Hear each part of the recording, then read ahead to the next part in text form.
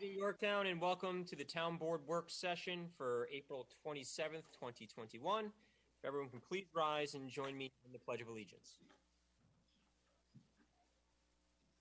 I pledge allegiance to the flag of the United States of America, and to the republic for which it stands, one nation, under God, indivisible, with liberty and justice for all.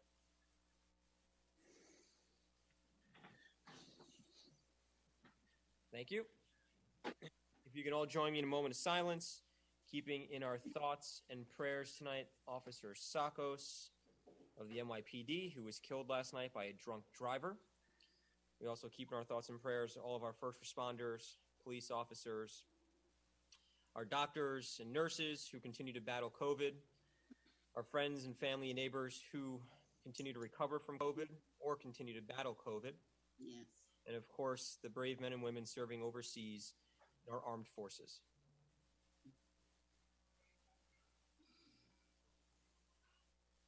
Thank you. Supervisor, just before we go into our work session, I'd like to bring up one thing about an individual who we all know and love is Jim Ratchnick. I don't know if anybody has seen the Facebook posts that was out there about his son. Okay. In my wildest and saddest dreams, I never thought I would read what was put on our son's Hometown Heroes comments. And this is when, after he hung the flag, like we put down on Commerce Street, and so on and so forth. Yeah, I saw his son's banner up. Yeah. With over 900 likes and over 200 wonderful combined comments, I read this. This person assumed our son did not return home. It read, "He deserved what he got. Glad he is no longer around." Oh my God! Imagine that. Where's the Facebook police for this? Is what Jim writes, and I agree. I mean, come on, you don't write something terrible like that. And someone might not understand, but I'm saying a prayer for this person that wrote this. Jim is writing this. I deleted the comment in respect to our son, and please, no profanity. And you know something? This is a lad who served from 2006 to 2010, served our country. Yep. I can only hope that this disgusting act wasn't committed by a resident of Yorktown. God forbid. I mean, this is awful. What's happened to our country in the last several months? I don't get it. I don't, these guys and gals go over there, they fight, they may or may not come home, missing limbs, et cetera, and this is the crap that ends up on Facebook, on posts for trying to give a tribute to somebody.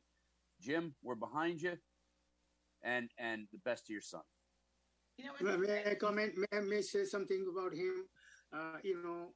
This is really an honor to honor the person like this from the community, because Jim has done a really great thing for the armed forces of the United States, and really, so personal condolences on behalf of the entire community.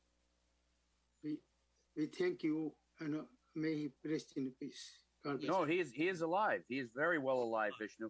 I'm sorry. I just said something wrong.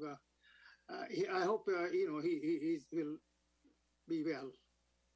You know what's frightening about that? It's that nature of the social media that allows you to say anything you want to say. Yep. And that's the scary part for me. Keyboard warriors is what I call them, Alice. They can't talk to you face to face, but they can get on the computer and type it. Give me a break. Yeah. Anyway, rant over. Thank you, Councilman Diana, and to Jim Rathschmidt, who's one of the most genuine, oh my God, light-hearted, absolutely incredible people you can meet, who has come to this town time and again, who this town has supported, has lifted up. He's lifted us up through his organization, United for the Troops. They've sent well over 20,000, I think over 25,000 care packages to the men and women serving overseas. Jimmy, we're with you. We got your back. You do amazing things for the people who deserve it the most. And to his son, Luke, who I know who's a great guy, thank you for your service. Thank you for your service and for this country. I'd like to add in. So after Jim saw that, he gave me a call, just to, he just was in shock, and he had read me what he was posting, and the thing when you talk about Jim, when you look at his family and Luke and all of United for the Troops started because they were sending Luke's gift packages. That's right. That's right. And Luke said, Right. "Dad, do me a favor, stop sending them to me. Here's a list of guys who don't get any. Mm. They don't get a card. They don't get a letter. Please send them something." And that's how this all started. So you look at the nature of the family, and then the one comment that, Jim made there, which you might not understand this, but I am praying for this person. It Right. just goes to show That's you. what we do in my church. We pray Yep. for people who don't like us.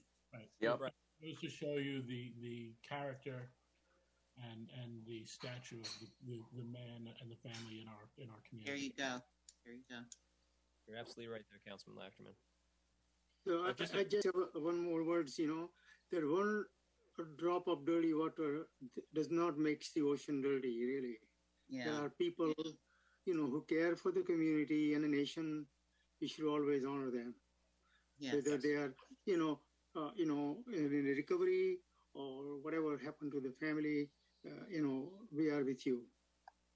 Thank you, Just a Councilman. tribute to one of our troops that deserves it. Thank you. Absolutely. Thank you, Councilman Diana. I just wanted to, just a few short announcements.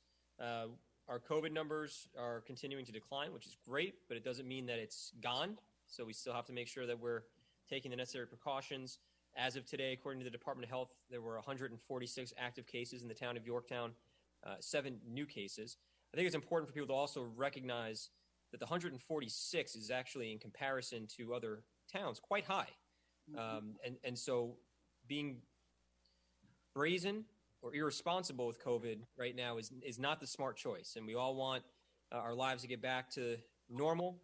We all want to be able to go to Little League games without masks on or enjoy our favorite restaurants, which, by the way, restaurants and gyms and office spaces, they're increasing the capacity that's allowed later next month.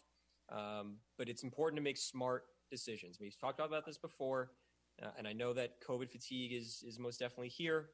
But please continue to make those smart decisions, really not just for yourselves, but for everyone in this community, for your loved ones, for your family, for your friends, for your favorite pizza place, for your favorite small business, because the only way we're going to get through this is together. And so we ask one more time, as we have throughout this terrible pandemic, that we continue to work together as a community to overcome this. Mhm.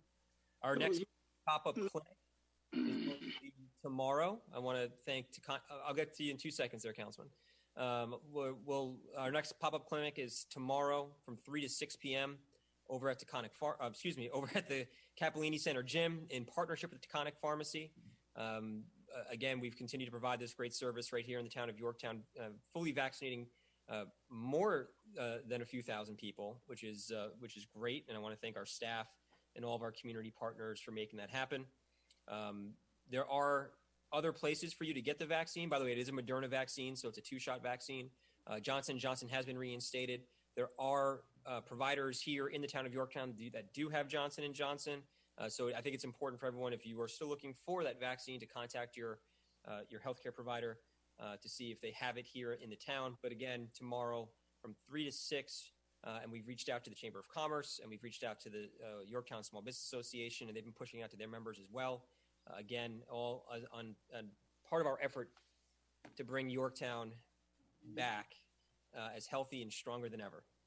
I do want to thank also the more than 500 volunteers who came out on Saturday for Battle of Yorktown. It was a spectacular, spectacular day as we took the fight to roadside litter.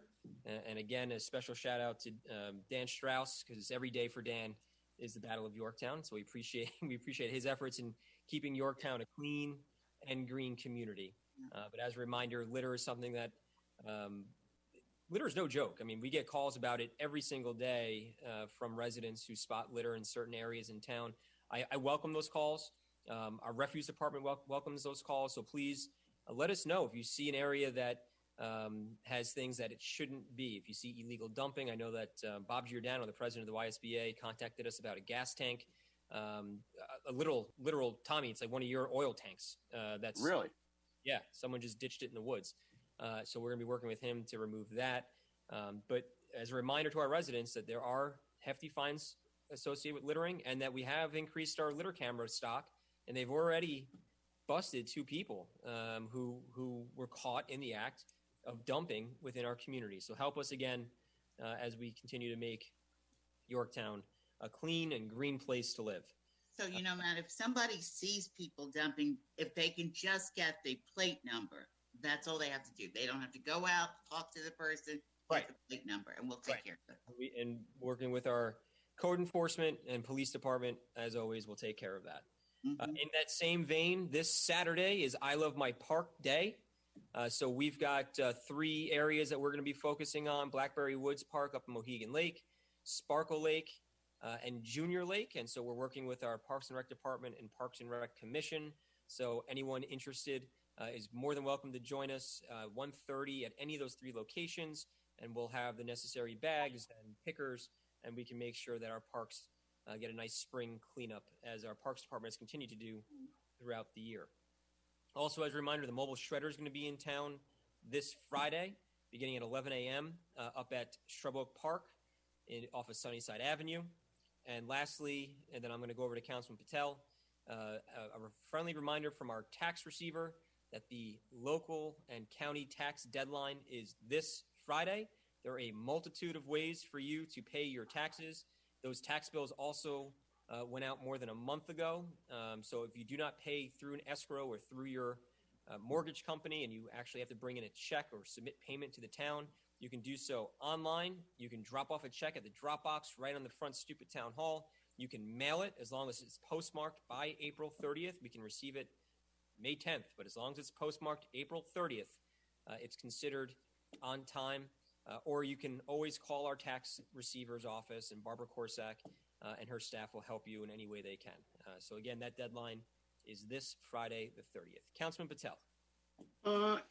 Supervisor, what age group now can get the vaccine? Because, I was at one other place, in a garden place, and that individual, I think he's not too young and not too old. So is there any age limit that he can go? Because he called your office, and I don't know what happened after that. That yeah, sure. So he is not eligible for the age. We have so many vaccines. And is there any provision that if somebody call and they can get it, or just strictly age? So right now, it's anyone 16 and up is eligible. However, the pharmacists are unable, unless they're providing Pfizer. Pfizer is the only vaccine that is they're able to provide to individuals 16 or up. Moderna and J&J are 18 and up. Right, that's So it's a little confusing, and I recognize that. But the only vaccine right now that we can give through our clinics to individuals who were 16 to 18 would be Pfizer, and we haven't been able to obtain Pfizer, so we've been using Moderna. Moderna is 18 plus. I think he was 30 something, so 30. And, Yeah, then he shouldn't have had a problem. He could have Yeah. walked. He call could have- your office. So I didn't know whether, Yep. because remember last time we discussed there like only 15 or so, and I happened to go to get something in a neighborhood, and I just get something from their store because they save all the supply for the garden and all that. And he told me I don't have a vaccine, so I thought maybe you should talk to your office. And somebody talk about, I don't know whether he got it or not. I'll find out tomorrow. Yeah, and he please can let me know. call you to see if he can get it in. He'll be able to come tomorrow to the Capellini Center gym. We can get them all signed up, and again, that's starting from 3 and ending at 6, thanks to Deconic Pharmacy. Okay, Thank you. great. All right, we're going to start our agenda. We've got some exciting things to talk about today. We will start with our friend Paul Martin from the Sons of the American Legion, and he is going to discuss with us their Honor Flag program and has a request for the town.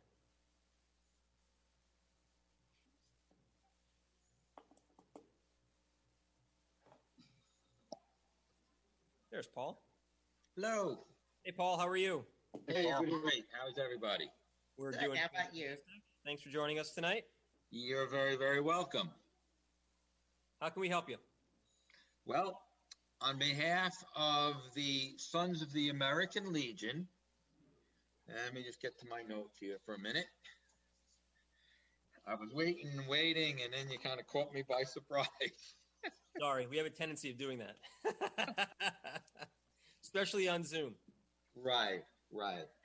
So, on behalf of the Sons of the American Legion, as you probably know, we are embarking upon a new patriotic and town beautification fundraising program that we're calling Fields of Honor. And it's an opportunity for townspeople to sponsor an American flag in honor of, support of, or in memory of an organization or a loved one throughout the town. And all proceeds are going to support the American Legion, the Sons of the American Legion, and other veterans services within the town of Yorktown. So we currently have come to an agreement with the town to place these fields of honor that are going to be American flags on 8-foot poles. So our current locations are Downing Park Field, between the park entrance and Route 132, the Veterans Field, the southeast corner of Veterans and Maple Hill Road along the track border. Actually, those are the flags that are going to surround the new flagpole that was placed there in the corner by the town last year. And we had a sample of those flags put up in the fall that some of you might have seen, pretty much directly across from the American Legion Hall there at the intersection.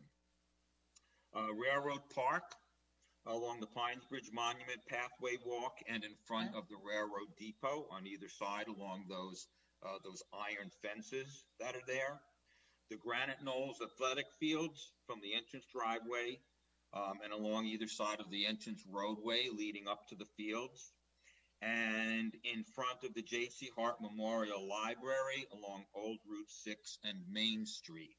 So those are the 5 locations that have been agreed to and that are pretty much set to go. Okay. We also wanted to put 2 other locations.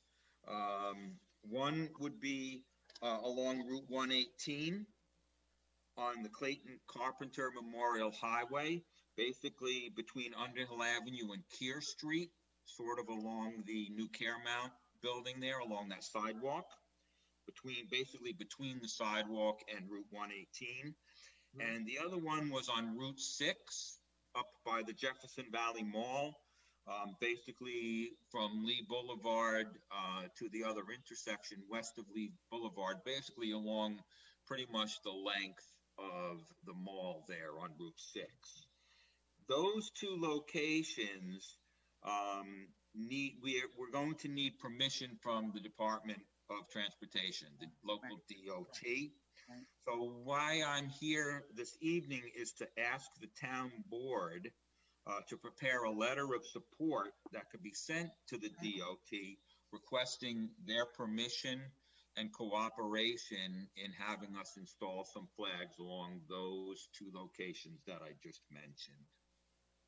Yeah, I mean, I have no issue with that unless any of the board members have an objection. I will say, though, that when I spoke with DOT on previous projects, they did request a resolution. So why don't we just make a motion for the town? I'll make a motion for the town to request permission from DOT to allow the honor flags to be installed in the designated corridors off of Route 118 and Route 6. Motion. So moved. Second. All in favor? Second. Aye. Paul, can I ask a question? Sure. You know, on that stretch of Lee Boulevard that goes down from, I forgot the street you make the right on if you're coming back home. It's just a small little little sidewalk, and the flags would look lovely over there. And I think it's Lee Boulevard. On the top of the hill, past the firehouse. Yeah, we're going to go down the hill and beginning right near the mall, right at the intersection of the mall, and bring it all the way down toward Route 6. That would look beautiful. So you mean in front of Jefferson Village? No, in front of the mall. I know what she's talking about. Are you talking about the median in front of the mall? Yes, that's what I'm talking about. The median in front of the mall. On the Route 6 side or the what I call the back side, the south side? It's on the front side, but it's Lee Boulevard. You're going down Lee Boulevard. You pass the fire station, and then the next road. If you made a right, you'd be going into Sears or whatever Sears was. Correct. But that little strip, which is beautiful, they would look absolutely beautiful down there. I'll share my screen for you real quick so you can see where it is. Is that okay with everybody? Sure. So you're really talking about.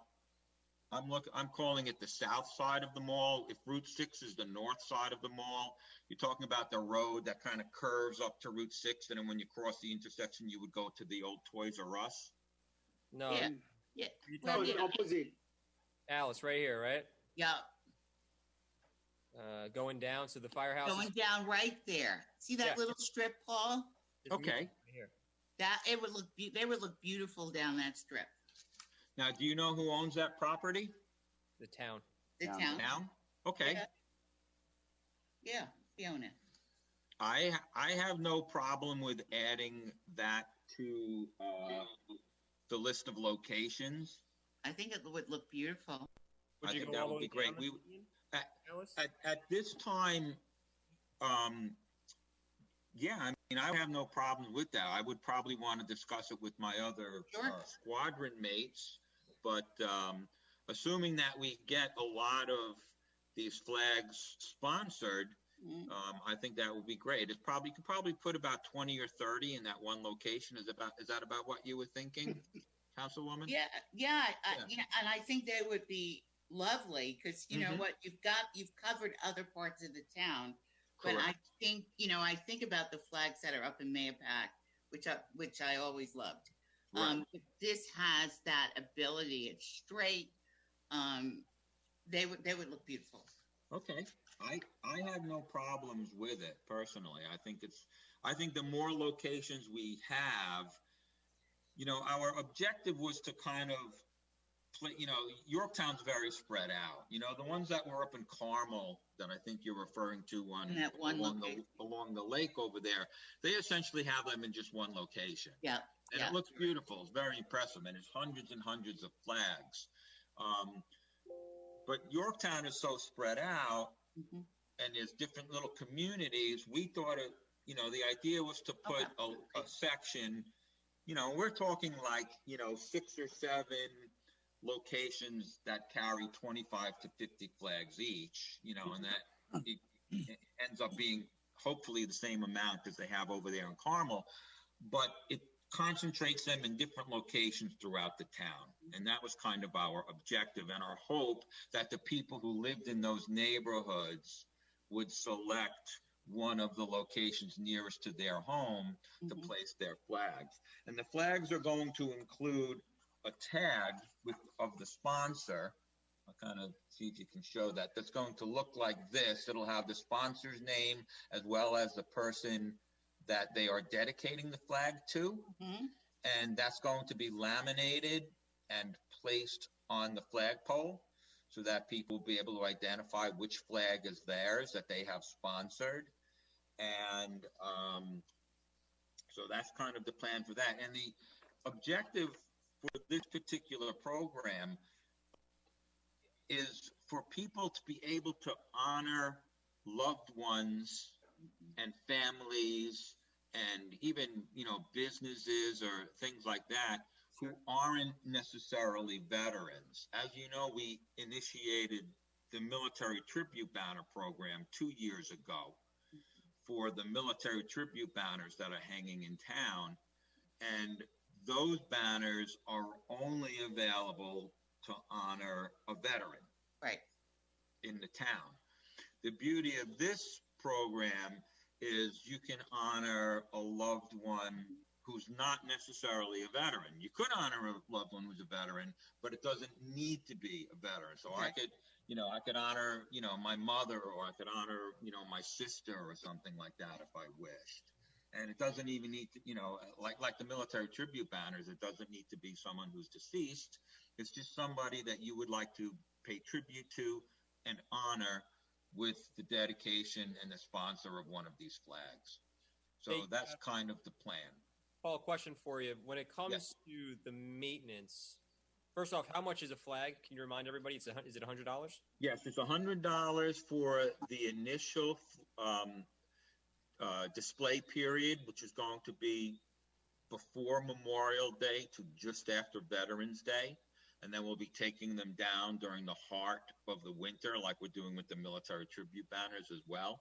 And then it's the $25 for each successive year. Oh, okay. And So I if only have to pay $25. Okay. Right. The initial donation is $100, and it's like a maintenance fee. Okay. But some of them, depending on their location, we may need to replace.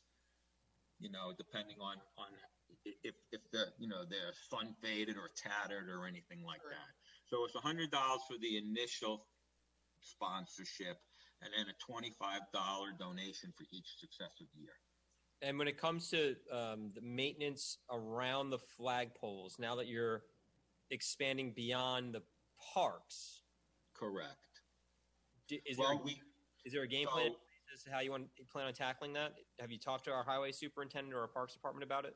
Yes, we've worked in concert with them, but we've also spoken, for example, the Jefferson Valley Mall Management Company has agreed on that Route 6 location, which is essentially a mall property, but they agreed that their maintenance crews who, landscapers will, weed whack around the poles and cut the lawn appropriately. The same and they thing. agreed to do that. And we got the same commitment from the Caremount Medical Group, the owners, I guess, of that building, to do the same thing along that Route 118, along the Clayton Carpenter Memorial Highway there. Great. So then it wouldn't fall to town departments or town staff to do the maintenance Those two locations. on those private properties. Correct. Great. Correct. The other locations, we did work a deal with the town to, that they cut those lawns anyway. Yeah. Of course. It was just a question of, they might need, a little bit more of the weed whacker. Yep. Function around the posts themselves, as opposed to just being able to run the big mower back and forth. No problem. Great. All right. Well, we did pass a resolution, which I think is going to be more meaningful to DOT. So we have that, and we'll get that from the clerk's office tomorrow. Thank you. This way you have that, and we can submit it up to DOT as well. And we appreciate your efforts. This is a great program for the town. Well, you're very welcome. We think it'll be very nice. It'll be patriotic. It'll beautify the town as well, and it'll be a win-win for all involved. And we're very excited about it. And we thank the town and the town board for their support in everything that we've been doing with the Sons of the American Legion and the American Legion for the, going back 50 years, long before I moved into town. So we do appreciate that. I know the veterans appreciate that.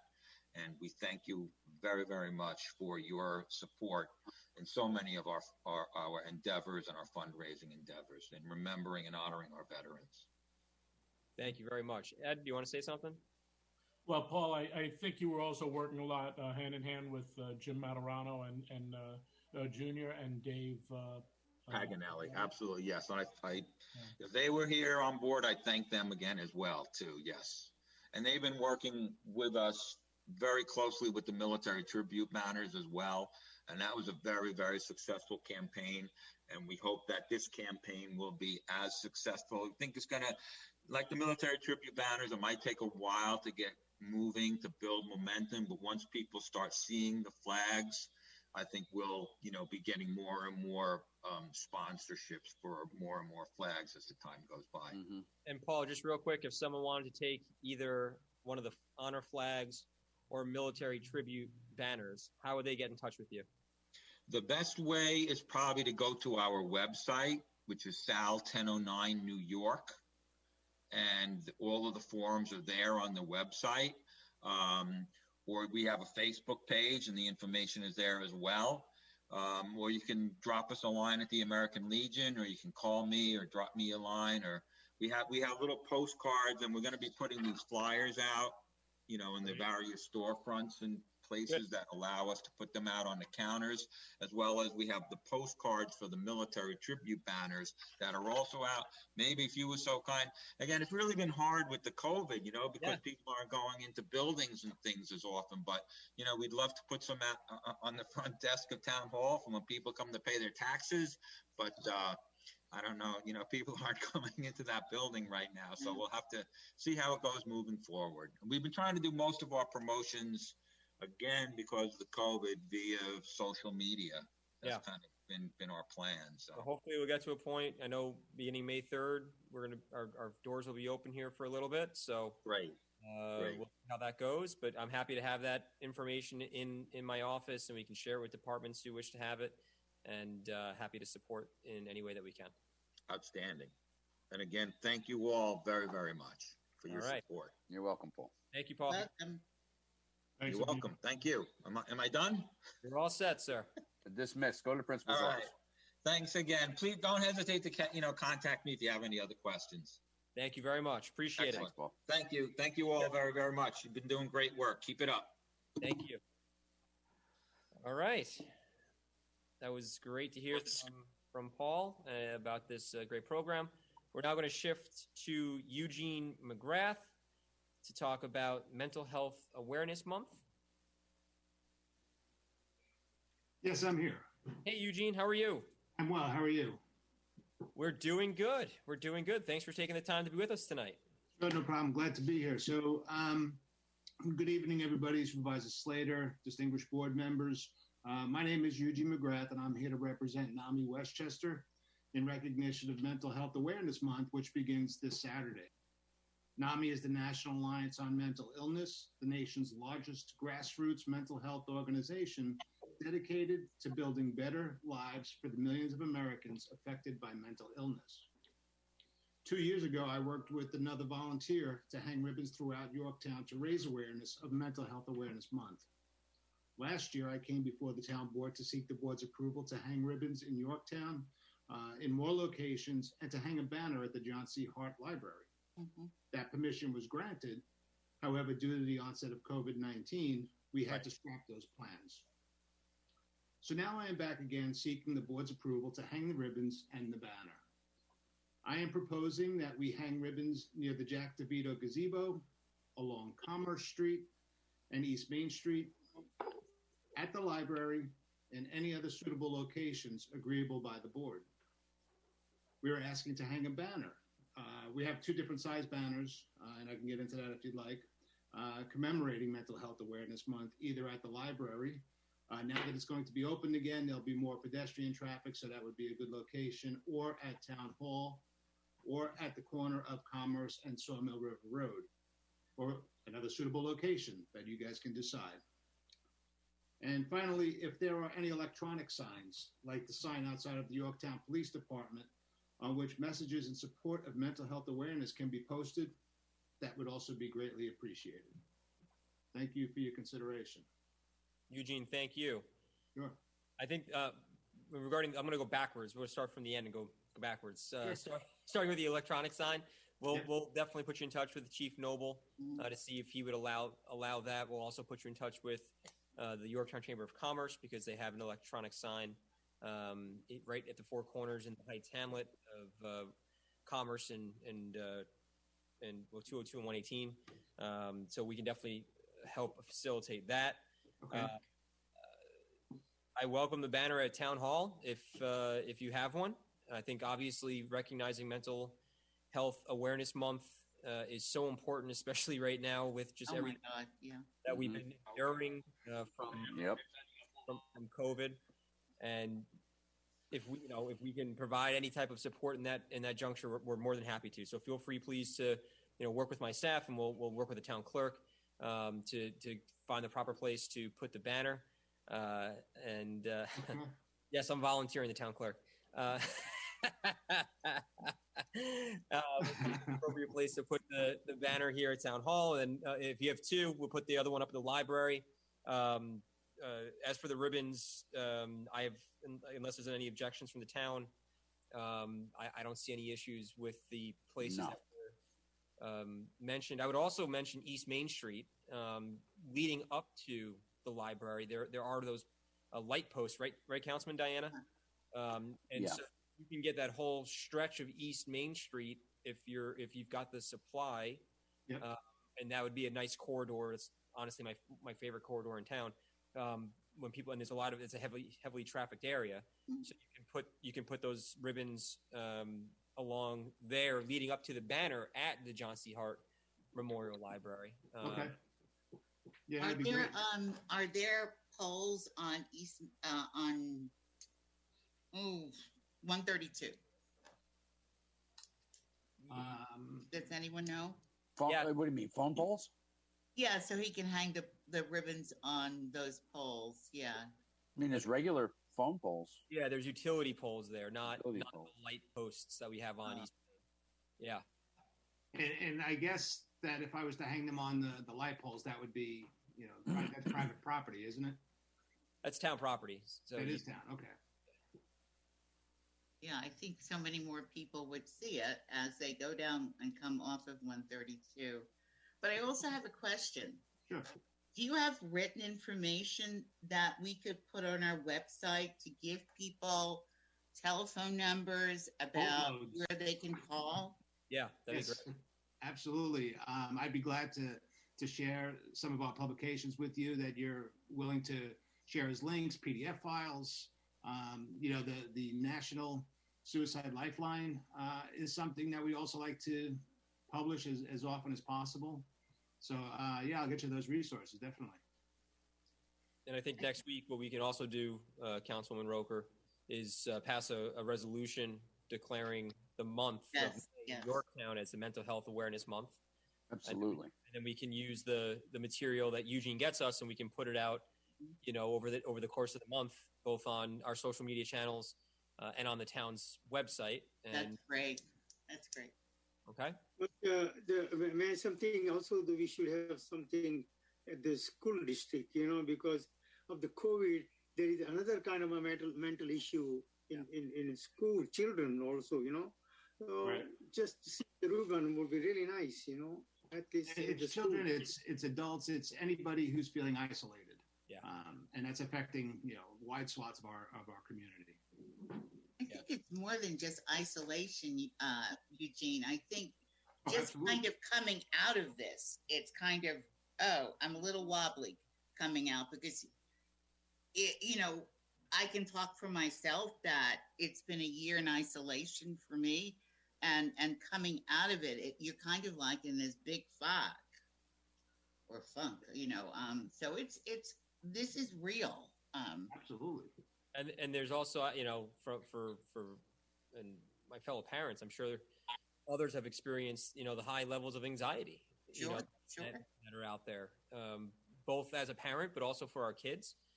We've also heard from other professionals, both within our school district and within our community elsewhere, who are reporting high levels of anxiety amongst the children of our community, but also amongst parents. And so I think that's also another aspect for us to recognize and provide assistance to. Totally agree. Right. Yeah, and I think the numbers that I heard is prior to the pandemic, 1 in 5 people were affected by mental illness, and now I think it's like 1 in 3. So I totally believe it. it's a really big number, and it's frightening. Yeah. I know the kids are the ones that have been devastated by this because of their lack of socialization, from not being able to go to school until just recently and so forth, and homeschool, and Right. they need the socialization. So this is a major topic at this point in time. I know even my own grandchildren are, we're struggling now. At least they're back in school numerous days a week, where they're seeing their friends and they're playing softball and they're playing soccer, and Right. they're getting out there a little bit, and it's what they need. They need to be social. Sure. I completely agree. Great. Well, so let us know. So Supervisor Slater, I'm not sure if it was you, but somebody mentioned the school district. If I wanted to hang ribbons at the schools, would that be through the school district that I have to get that approval? Yes. Dr. Lyons? Okay. Yeah. Yeah. You'd have to go to Dr. Lyons and Dr. Hatter, and they would give you the permission needed in order to do that. Okay. And by the way, they also have, I know Yorktown also has an electronic sign if you wanted to Oh, yeah, that's right. raise that with them as well, because that's right on 202, also a heavily trafficked area. Right. Okay. Wonderful. Okay. So no objection, and I'm sorry, I cut you Oh, off. please. No, please, I cut you off. Go ahead. So I'm picking up the banners if they give me two tomorrow. Do you want me to drop those off during the week at Town Hall? Yeah, please, just come on down to Town Hall, and you know, if you get two, then we'll bring one up to the library, and Okay. we'll get it hung up there. If you only get one, we'll figure out if it's the library or Town Hall, but we're Okay. happy to hang them in both places. All right, and one is slightly bigger than the other. I think it's 8x4 and 6x3, but you would get somebody from the town to hang those banners, correct? Yeah, we'll work with our staff on that. That's not a problem. Okay. All right, great. Okay? All right, well, thank you very much. I appreciate your time, and again, thanks for your consideration and let me do this. Absolutely. And please Yeah, remember to send us that information. Anything that you want us to share with the community. Will throughout- do. Please make sure that you send it over to me, okay? Absolutely, will do. Thanks so much. I appreciate it. All Thank right, you, thanks, Eugene. everyone. Have a great Thanks night. for what you do. Take care. Okay. And I know, Adam, let's make sure that we get that resolution for next month. I'm sorry, for next week pertaining to Mental Health Awareness Month for the month of May. Sure. Great. All right. Next, we're going to talk about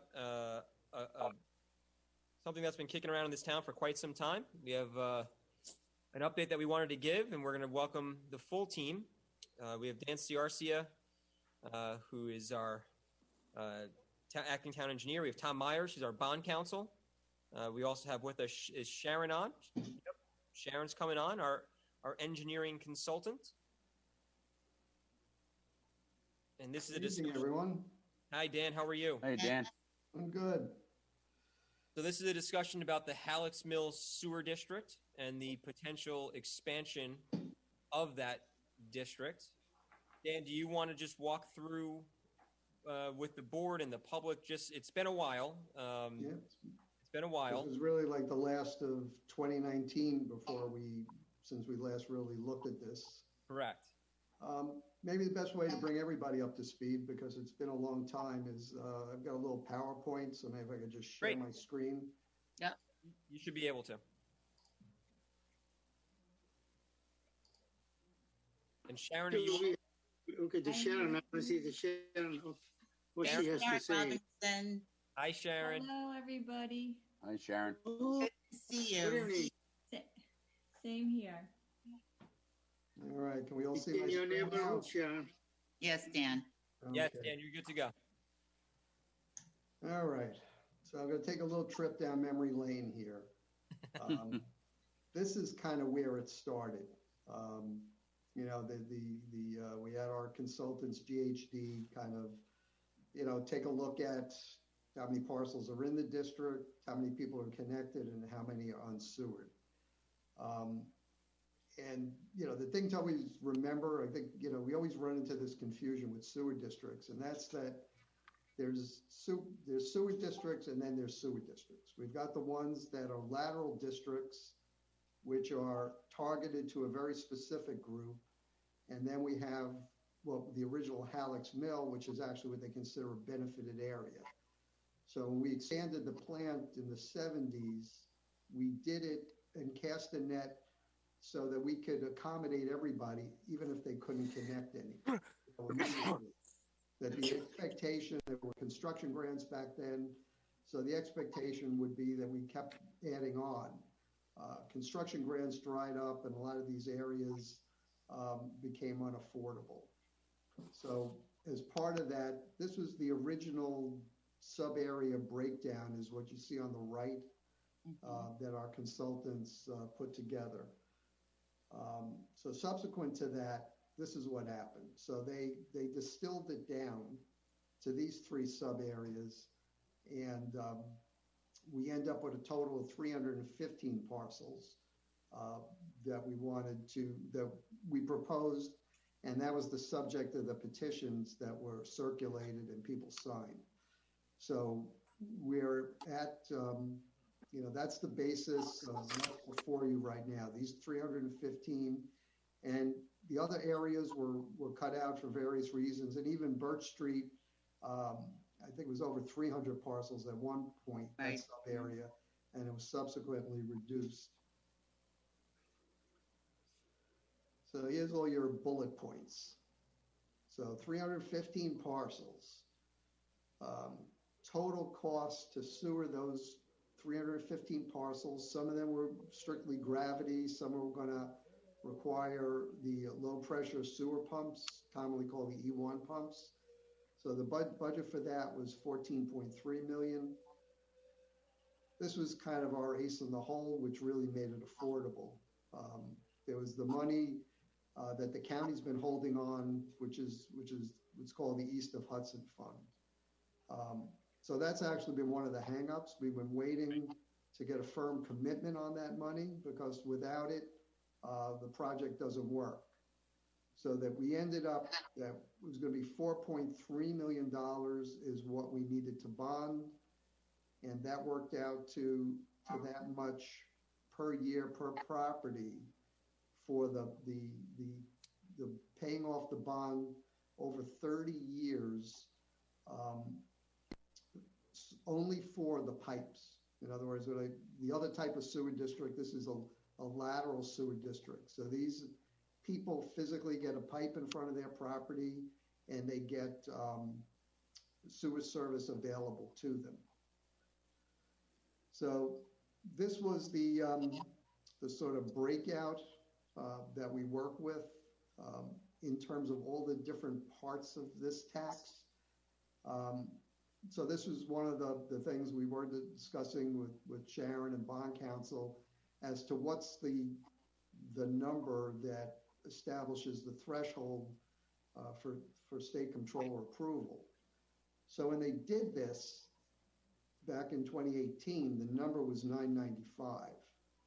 So the 782, if it's only the capital cost you look at, we make it. If you look at the real price tag of anybody who physically connects to it, you really got to add up what they pay to the Halleck's Mill Sewer District to run the treatment plant, and the what we call the sewer rent. They're paying based upon how much water they use. So the bad news is, even if we just went with the capital cost, the state controller's office reduced the threshold for their approval. So we did sort of, from going through the records and stuff on this, we did represent that this didn't have to go to the state controller's office for approval. So at this point, the team's consensus is, yes, we do. All right, so then I'll just run you quickly through the next step, and then we can sort of talk about the nuts and bolts of what needs to happen. So the first thing we got to do is we've got to kick off our seeker process and circulate for a lead agency. But I've actually looked back on the records. We actually did this on a different configuration of the district, I think in 2018, but everything is new and different, so it really warrants a whole new circulation. We would call a public hearing to consider the application. And after, hearing the public on it, the town board, and I might be a little off on the sequence, and I'll let Tom jump in on that. But then the town board could do the negative declaration. We would adopt a resolution establishing the Halleck's Mill Sewer District. Then we put together the package that goes up to Albany for the state controller's review. Hopefully we get state controller approval. Then we can authorize our consultants to actually prepare the nitty gritty, the real plans that will go out to bid. So at this point, all we've really been doing is just to come up with what's needed to make a defendable estimation of the district costs. So we've done that. So once we get the approval, then we can spend money to prepare the design documents or the bid documents. We bid the project and then finally begin construction. So I guess everybody wants to know how we're going to get to that last bullet point, but that's essentially where we are right now. And I guess Matt's been in touch with the county, and I guess the long and short of it is we're pretty close to inking up an MOA with them They expect for the $10 million. They expect that timeline. What I told that in our last conversation last week is that by the end of next month. So that's all but done, and we wouldn't be able to move forward anyway without that $10 million. Right. So with the project anyway. So we were still hung up on getting that all of that squared away with our partners in the county. We thank them for their help, and we're very appreciative of the fact that they're moving that forward. And so that allows us now to take the steps that we need in order to advance the application to the next step. So I want to bring in Tom Myers. Tom, anything that you want to add on this? No, I think, Dan's done a great job here. I think the next step, obviously is to get the seeker process going. And then, you can call for the public hearing. What would be preferable is to have seeker completed at least by the day of the public hearing. Yeah. Yep. So we'll have to just time that up, when we look at calendars. But once that's done, you could basically, make your final, secret determination and then adopt the resolution to establish the district. And then we could be working on the application to the state controller, while that whole process takes place. And you could even at that meeting approve the application to the state controller. I can't see why that can't be coordinated other than, where we stand with the county and their agreement. Right. And you'll give us those resolutions, right, Tom? Absolutely, Alice. Thank you. I have never been so hopeful. Thank you, Dan. Thank you, Sharon. Okay, may I say something? May I hear something? Please, Councilwoman Roker was speaking. Well, No, she can jump in, and why I cannot? Because no, I'm done. I'll stop. I'll go later. Go ahead. Okay. Councilman Patel. May I say something? May I hear something from Sharon? Hi, Vishnu. What would you Good like to hear hear? you. What would you like, Sharon? I want something complimenting comment to our Nancy Garcia's presentation, because she is really the customer and also the engineer both together. Well, number one, I'm not the customer just yet. My area is not in this proposed district boundary, but I can add that as Tom and Alice know, for the last several years, Dan and I have both established sewer districts with the state comptroller, for probably 25 years, and we've followed the steps that have to be made to make it successful. And in this case, the one wonderful part of this district is to have so much potential funding from, the watershed east of Hudson Fund through Westchester County, and hearing that they're finally moving forward with that just makes this project even better and can move forward. So is there anything we can use it? What was, work done by over the years, any usefulness of, which can make this project move faster? I think the next steps have timetables that have to be followed, either state mandated, and then the state comptroller I don't believe has an exact schedule, but their review process is just making sure that when this district comes to be, it taxes the people of the benefited district properly. So we'll have to answer any questions they have, and they typically do have questions, and we'll just have to be responsive. So one more question. Is there any way we as a town board can, informally get some kind of a survey to see how many people really, because that will help us too, just a word of mouth or, just to their feeling, because every day goes up and down, and some people, think that, oh, we talked it before and it's more expensive like that. So if we have exact, approximate number, how much it costs, whatever way we are doing, is it going to work? Because we have $10 million now, and then supplemental income, supplemental expenses will be done. So this way, let's get right away opinion from the people. It doesn't cost anything, we can volunteer, people can walk into the community and ask them, listen. So this will put us one step ahead of, at the end, with a 51% requirement. But they've already signed a petition. Right. Yeah, we I mean, but just to this one. Okay, thank you, I'm done. Okay. Tom, Thank can I just ask you to explain why it has to go to the state comptroller? That's for me. Yeah. Yeah. So each year, the state comptroller establishes a threshold of debt service O&M when you form a district. Mm-hmm.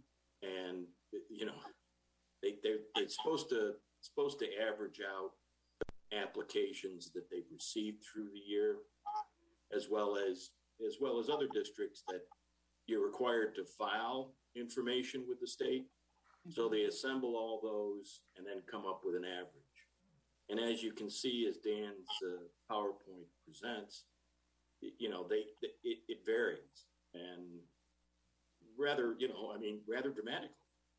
This is just over a couple years, and I don't know too many new districts that can be, established at $995 or less, but that's the threshold, right? So they basically say if you're coming in, above that, you've got to go to us and ask for, approval.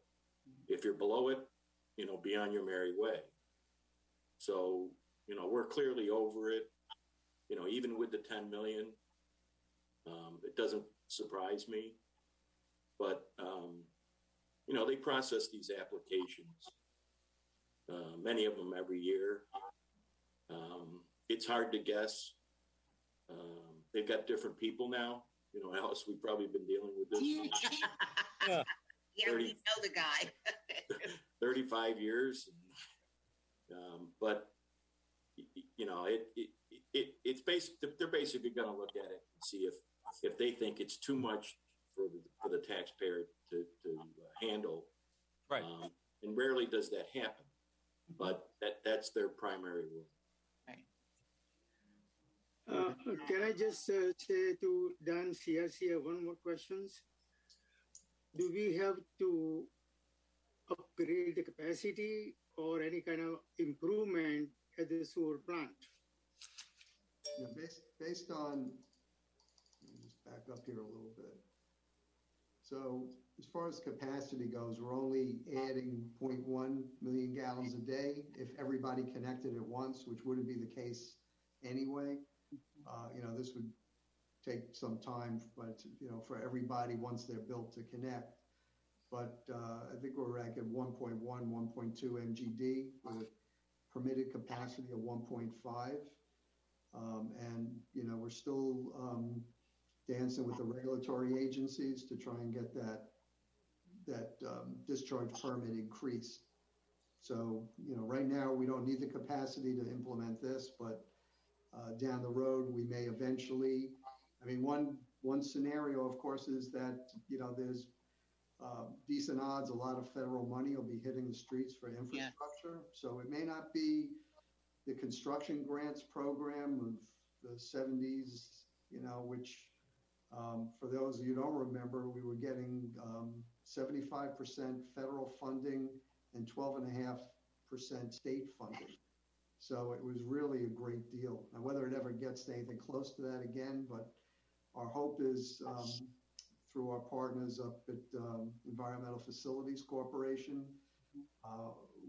we're hoping that they may be the likely agency to be sort of funding this stuff. I mean, they also have grant programs, which, we'll take a look at. But, the numbers work out here, but again, it works out because we got the $10 million. Right. If in the absence of that, we likely wouldn't have a project. And the other good part, Dan, is while you're working on this, you're also working on, and this is also Sharon, you're also working on other projects which will benefit getting a higher rate at the plant. Correct. Right, Sharon? Yes. As you know, the second phase of the pump station upgrades is ongoing. The first phase, I believe all are operational, those 3 pump stations, and we have planned an infiltration inflow study for the Halleck's Mill district. But as you know, DEP definitely has a laundry list for us that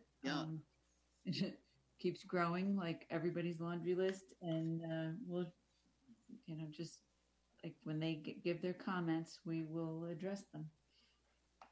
And and we kind of laid the groundwork with all these studies we did for what needs to be done, so that if money does start hitting the street, we can do something. And I went back to this slide because there's neighborhoods, including Sharon's neighborhood, that ain't making it into phase 1.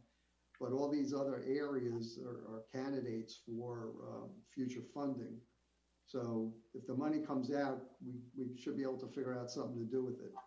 Hey, Dan, just one of my questions was going to be, will this existing infrastructure that we're doing now sort of pay dividends if some money comes free in the future? Would it bring down the cost of the job a little bit since a lot of the main runs will be there already? Not really. I mean, it's pretty much you got to put the pipes in front of people's property, so that it's almost for every foot of you run in the best case scenario you run 100 feet of pipe and you pick up one house on either side. But it unless you're in a very tight neighborhood, you really don't drop that cost. I mean, we are doing things, as part of the overall district, like the pump stations that Sharon was talking about. The other thing which, also kind of factors into this is, there's all these operation and maintenance costs. In theory, if we get more customers, and more people paying tax because they're connected, it helps bring everybody's rate down. There's there's things like electricity and chemicals that increase with the amount of sewage we treat. But conversely, we've got a lot of fixed costs that really aren't going to change very much, whether we're treating 1.1 million gallons a day or 2 million gallons a day. So that there's some economy in, having more connections. And the other thing is that wouldn't you want to put money toward the second phase, which doesn't have the benefit of $10 million? The catch is, I guess we've done the study, because if the way it's works is, we can essentially spend money on spec to do the map, plan, and report, which is really kind of engineering light. You're really not getting into the nitty gritty. So we really can't be designing these projects to be construction ready without having the district approved, whatever phase 2, phase 3. Right. I don't know if like the Halleck's Mill Sewer District could design any of them on spec, but I'll leave that up to Tom as to whether that's a sound fiscal policy in establishing these districts. I think he told us no once. Yeah. Is that right, Tom? It's fine. Yeah, I should probably remain consistent. That's the answer. So, can I just another simple question? Establishing a new sewer district for new hookups, is this was the questions? If that's one, then that additional cost will be bear by the new people or the entire sewer district? The cost of not doing the map plan and report, just doing the initial studies is sort of the district doesn't exist yet. Once it's established, then you can roll those costs back to the district, but you cannot hire a consultant to create the bid document, all the stuff that goes out that the contractors bid on. That's an expensive task, and we really can't do that in the absence of having a district established. So whether, in the future, whether this is broken into, 2 future lateral sewer districts or 3, or we find out that there's going to be a lot of money coming from the federal government, then the metrics of this whole thing changes substantially, and we can revisit this stuff.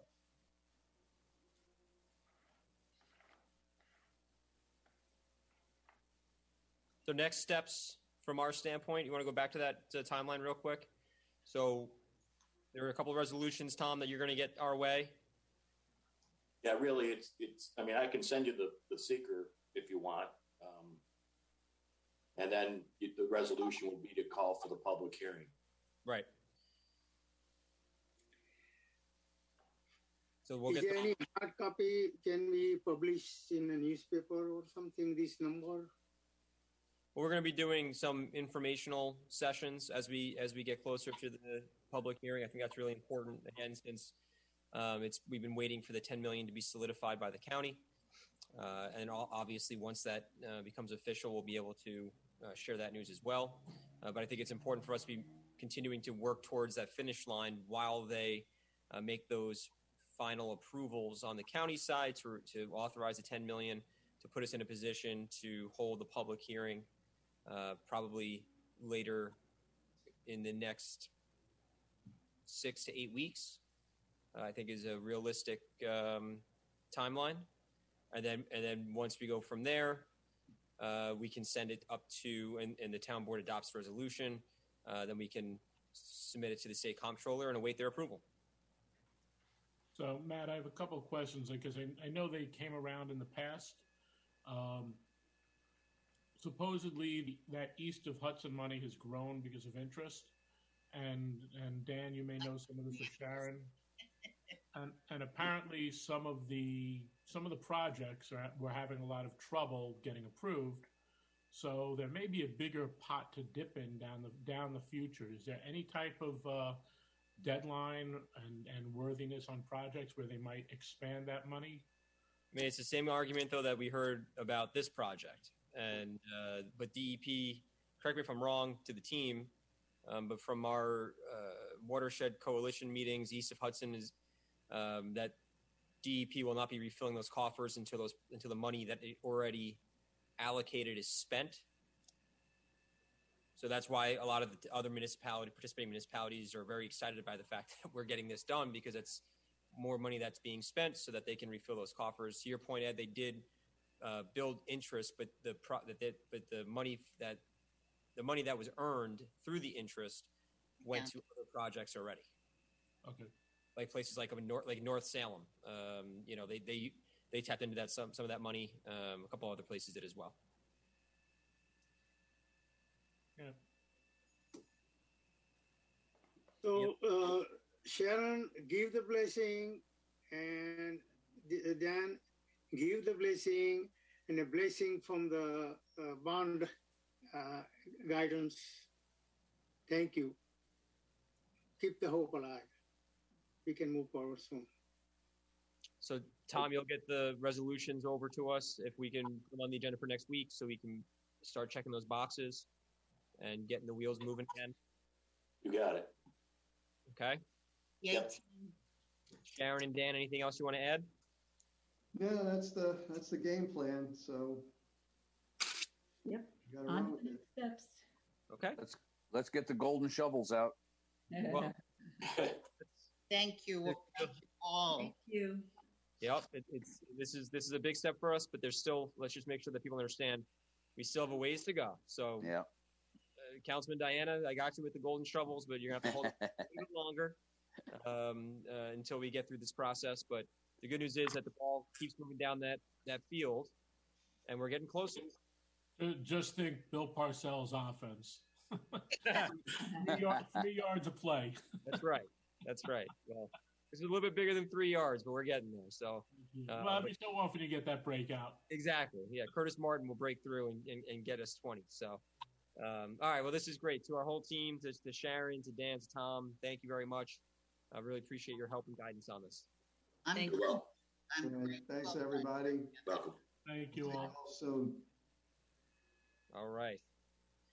Next up, we're going to move over to Meadowcrest Court. If you haven't heard of Meadowcrest Court, there's a reason for that. And we're going to also welcome some of our staff. We have our assessor, Kim Penner, our planning, John Tegner. Is Stephen Walling, is he with us? Yep, there's Stephen. Stephen, are you there? Yes. Hey, how are you? There you Good. go. How are you? Good. Hello, Hi, hello. everybody. Thanks for taking the time tonight. Appreciate it. Thank you for taking the time tonight. I appreciate all of you. It's a late night for everybody. That's very nice to have us on here. Thank Just you. getting started here. Don't worry. We're good. Okay. So why don't you, if you could, I know you contacted the board. You sent the board a letter last month regarding your property. Do you want to just give us a brief overview? Just remind the board what the situation is? Absolutely. And would you mind if I do a share screen of just some pictures and? Yeah, please. Okay. I'm just going to pull up the share screen.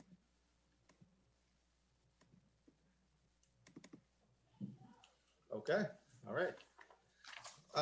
So thank you for taking the time. I wrote something real quick. I know you're going to have a late night, so I'll make this as quick as possible. But just want to thank you for taking the time for listening to my wife and I. Before I begin, I'd like to say I'm a big fan of our local government, led by Matt Slater. You all have done a fabulous job throughout this COVID pandemic and are a prime example of how our local government should be run. First, I'd like to introduce myself. I think it is relevant to show you that we're not developers. We're not out-of-town developers. We're looking to build or develop on this land. So my name is Stephen Walling. My wife is Ann Walling. Hi, Ann. I'm a local business owner. We are both local business owners of Golden Crown Driving School. We have many Yorktown customers. You may have seen our Honda Civic student driver cars driving slowly and parallel parking on Yorktown streets. I've seen them. Okay, right. So if they're Honda Civics, they're our cars. I'm also the president of New York Association of Professional Driving Schools, which had some legislative and regulatory success in 2020 and hoping for some more success in 2021. My wife and I both grew up in Yorktown. I graduated from Lakeland High School in 1999. My wife graduated from Yorktown High School in 1995. We have 4 beautiful children who are currently in the Yorktown School District. I coached 7th grade girls lacrosse basketball this past winter, and I'm currently coaching 3rd grade girls lacrosse. And it's going well. We beat Somers 13-3 recently. So anyways, so we recently moved to 2977 Meadowcrest Court. We moved within Yorktown. We moved about a mile away. We would like to acquire the small piece of property in between our house and Meadowcrest Drive. So I don't know if you can see my mouse. but Yep. our house here, and Meadowcrest Drive is here. So this is from the Yorktown tax rolls. So this is Meadowcrest Court right here.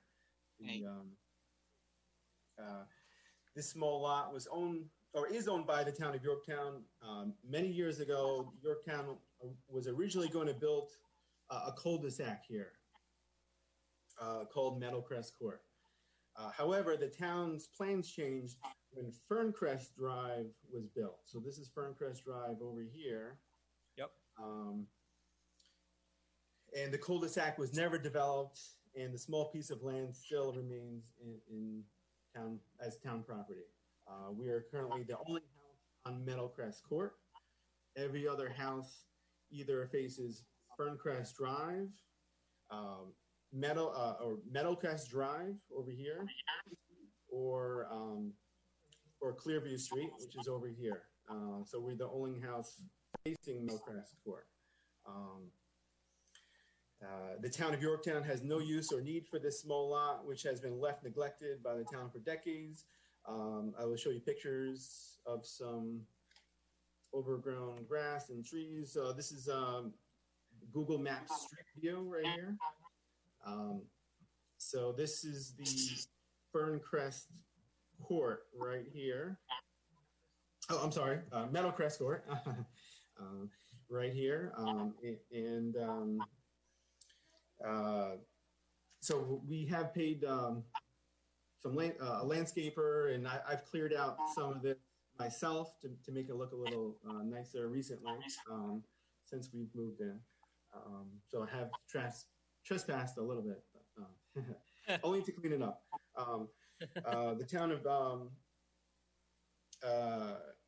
the piece of property has become a dumping ground for landscapers, and is currently full of tree branches, garbage, leftover construction garbage, and mounting piles of leaves. Once acquired, it is our intention to keep the small piece of land green, neatly manicured, and landscaped.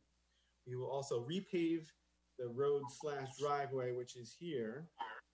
And that's your driveway Yes. to your house. Yes. Okay. Which is town property though, and actually this is from Google Street View, so this may have been from 10 years ago, and it looks even worse now. But you don't. But your driveway is not coming off of Ferncrest, right? That's the driveway. Correct. This is Meadowcrest Drive right here. Yep. And our mailbox is currently very far from the road, so we're constantly being passed by UPS, by the post office misses us, and other deliveries. So we would like to eventually move our mailbox from over here, where my mouse is, to here, so deliveries can be made. I'll show you a few more pictures through this share screen. See, how do I do that again? Oh, there we go. So this is also a picture from our house facing Meadowcrest Drive. So this is after a snowstorm, and the kids are waiting on town property for the bus. And show you a few more pictures. So this is just some construction garbage, as I mentioned, right here. Here's some more garbage. In the fall, in October, I must have cleared at least 3 dozen beer bottles, and there's still some remaining that I'm gonna hire a landscaper to finish. They quoted me over $1,000, but that's what I'm going to do to help clear up the garbage and everything. Let's see. Sorry, we did trespass one more time. It was my son's birthday, and we put. Oh, I think that's cute. So we did put some signs on there, but I'll go back to That was this year? Was that birthday this year? yesterday, actually. Yesterday. There you Yes, go. yeah. Happy birthday, Jack. Thank you. Happy birthday. All of that. Thank you. So So may I ask this question? How can town help you? so we would like to acquire that piece of property and take it out of the town's hands. We can propose an amount that we're willing to pay. When we, if we are able to acquire this land, we would like to clean it up and landscape it and keep it nice and keep it green. I'm going to just kick it over to our assessor and to our director of planning to give us your take on the situation. Kim or John, you're both muted if you want to unmute.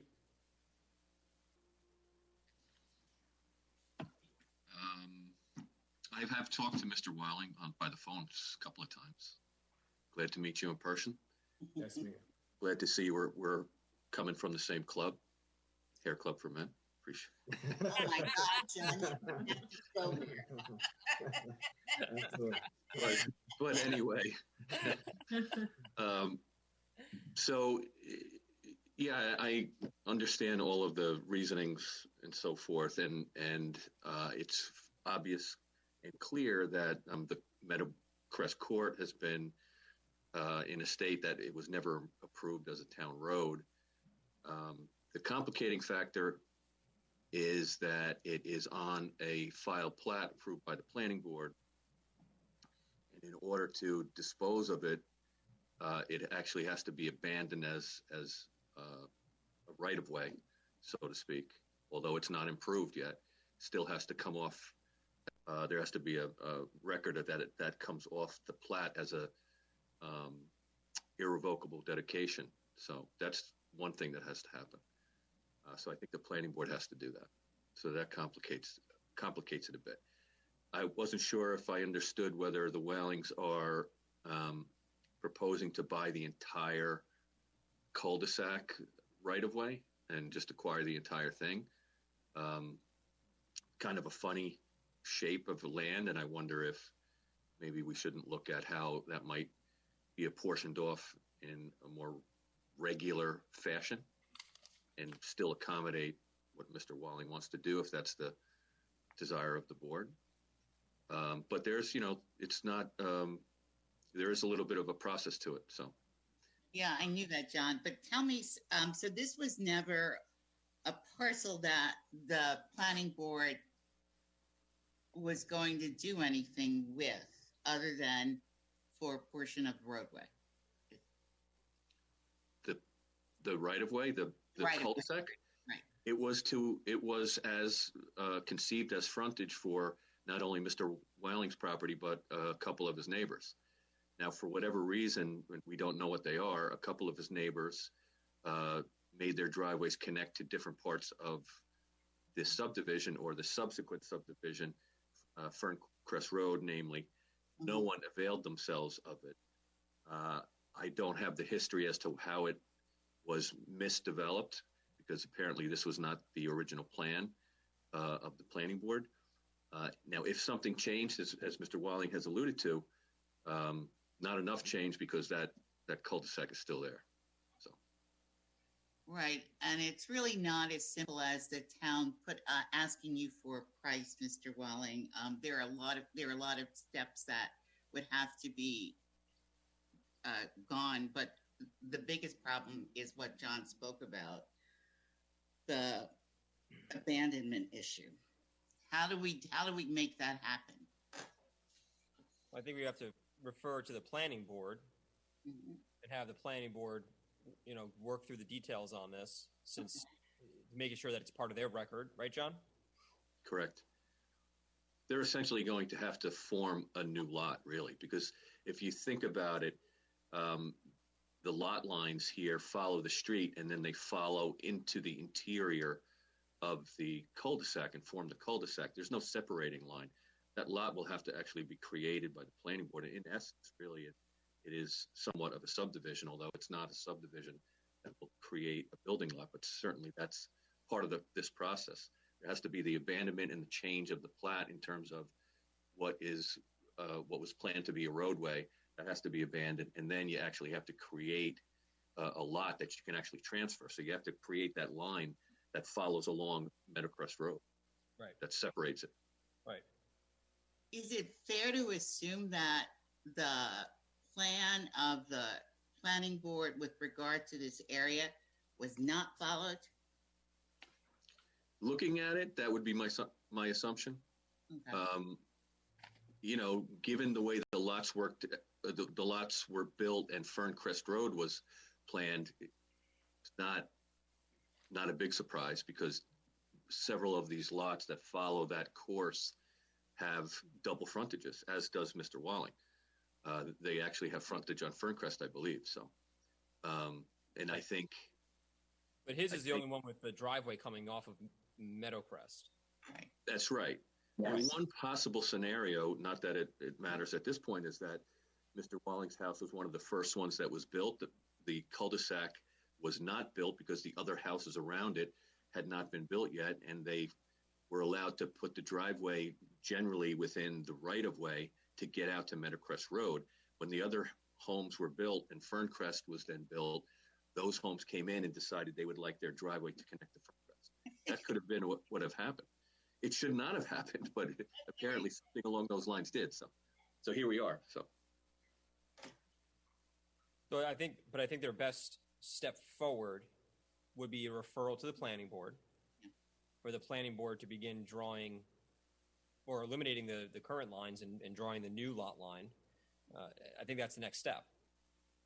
That's what we have to ask them if they would do that. Right. So, Ann and Steve, is that something that would you be okay if we referred you over to the planning board? Are you willing to take that journey with us? Sure, absolutely. Okay. All right. So then John, we're going to refer them over to you and the planning board. Okay. You can get them onto your next agenda, hopefully, so they can begin examining and doing their due diligence. That would be most appreciated. Kim, is there anything that you wanted to add from your standpoint? From my standpoint, if they are going to take all of Meadowcrest Court, I'm going to suggest that lot that is created is to be combined with their current lot. Right. And then, John, I know we talked about this at last night's planning board, but then that falls into this category of irregular shaped lots. Right. It falls into that category of irregular shaped lots. Yes, that's not. But there's a clause in the zoning code that suggests against that, of course, for not so obvious reasons. But you can imagine all crazy lots all around town. It would make things difficult. But at any rate, that's true. Also, I did some back of the napkin calculations. I think with the cul-de-sac, you're approaching 40,000 square feet, which would make potential for a further subdivision, and I think you may need to grapple with that a little bit. That was not the intent. And Mr. Walling already stated that's not his intent either. Right. Right. And we can put that in the resolution anyway. So that that could definitely be added to the resolution. Is this the parcel as you come in off of 132 on Meadowcrest? You drive straight in, and there's an old farmhouse in front of you right there. Now, where is your house in regard to that old farmhouse with the fieldstone steps? Yes, the farmhouse was renovated, and that is our current house. Oh, that was one of my family homes years ago. Oh, many wow. years ago. My grandparents actually farmed that area. Oh, very nice. Yeah, we heard stories from our neighbors about it. There's Lisa that lives across that told us the history of the house. It was abandoned for 20 years apparently, and it went through a few house flippers before we bought it. Yeah, I think we last owned it somewhere before the war, World War II. Don't be smart, Ed. I see something coming out of your mouth. He wasn't born. He was going to say the Spanish-American War for me. I know it. I was going to go Napoleonic, actually. I know you were. I'm going to motion the resolution resolve that the board sends it over to the planning board for their I'll second. recommendation. All in favor? Aye. I have a question. With the total, dimension of the combined lots, this new addition plus their current, it'd be double or how much is current? Said that they're approaching 40,000. It's not going to double it. I think they're near. I think in the neighborhood of about 29,000 square feet. Maybe Mr. Walling, and maybe it's on the survey. But when you add in the cul-de-sac and the spur, you're getting close to the 40. I don't have exact dimensions. We're going to need a survey, by the way, as well on this. Right. If you don't mind, I do have the survey. I can show you the survey real quick. If you don't mind me sharing the screen one more time. Yeah, please go ahead. And one more question. Are the neighborhood dimension of the houses are the same or smaller or larger?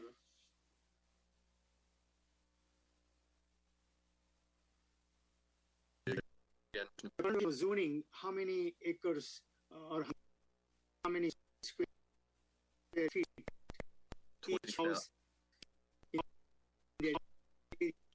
Minimum 20,000. Okay. They can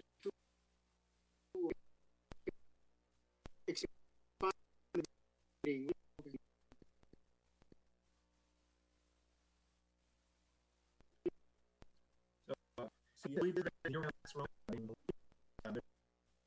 Slightly.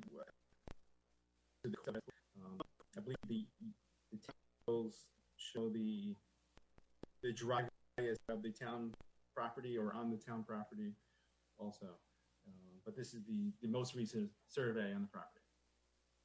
There's a number, Stephen, up top, property area. I can't read it. Yeah. Yeah. What is that, 35? 35.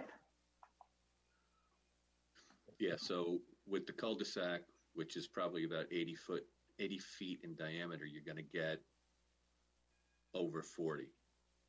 So you have to consider that as well. But as Councilwoman Roker and I pointed out before, we can just, if they're not planning on subdividing that or building anything additional to their property, we can add that to the resolution. Right.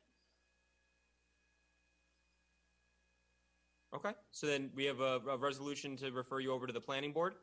And so you can work with our planning department team to get onto their next agenda and start the process with them. Okay. Okay. Thank you all for your time. Have a good night, and thank you. Yeah, thank you again. Thank you both. We appreciate it. Thank you so much. We'll see you soon. All right. Take care. Bye. Thank you. Good night. Okay. Next up, we have a rezone petition for 1760 Wiley Road. We have with us, I think we saw Michael Grace representing the applicant, Ben Cozy. Michael, are you there? Yeah, can you hear me? Yes, we can hear you. Thank you. Okay, how you doing, everybody? Hello, Michael. Thank you for getting me on the agenda.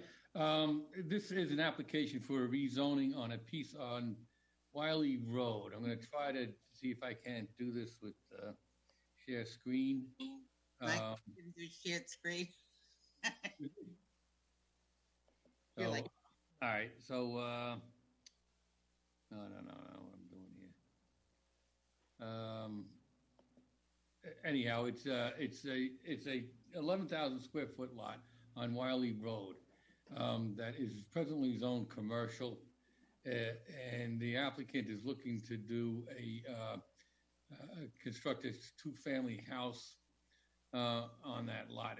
I believe the history of it was originally zoned residential, then went to commercial,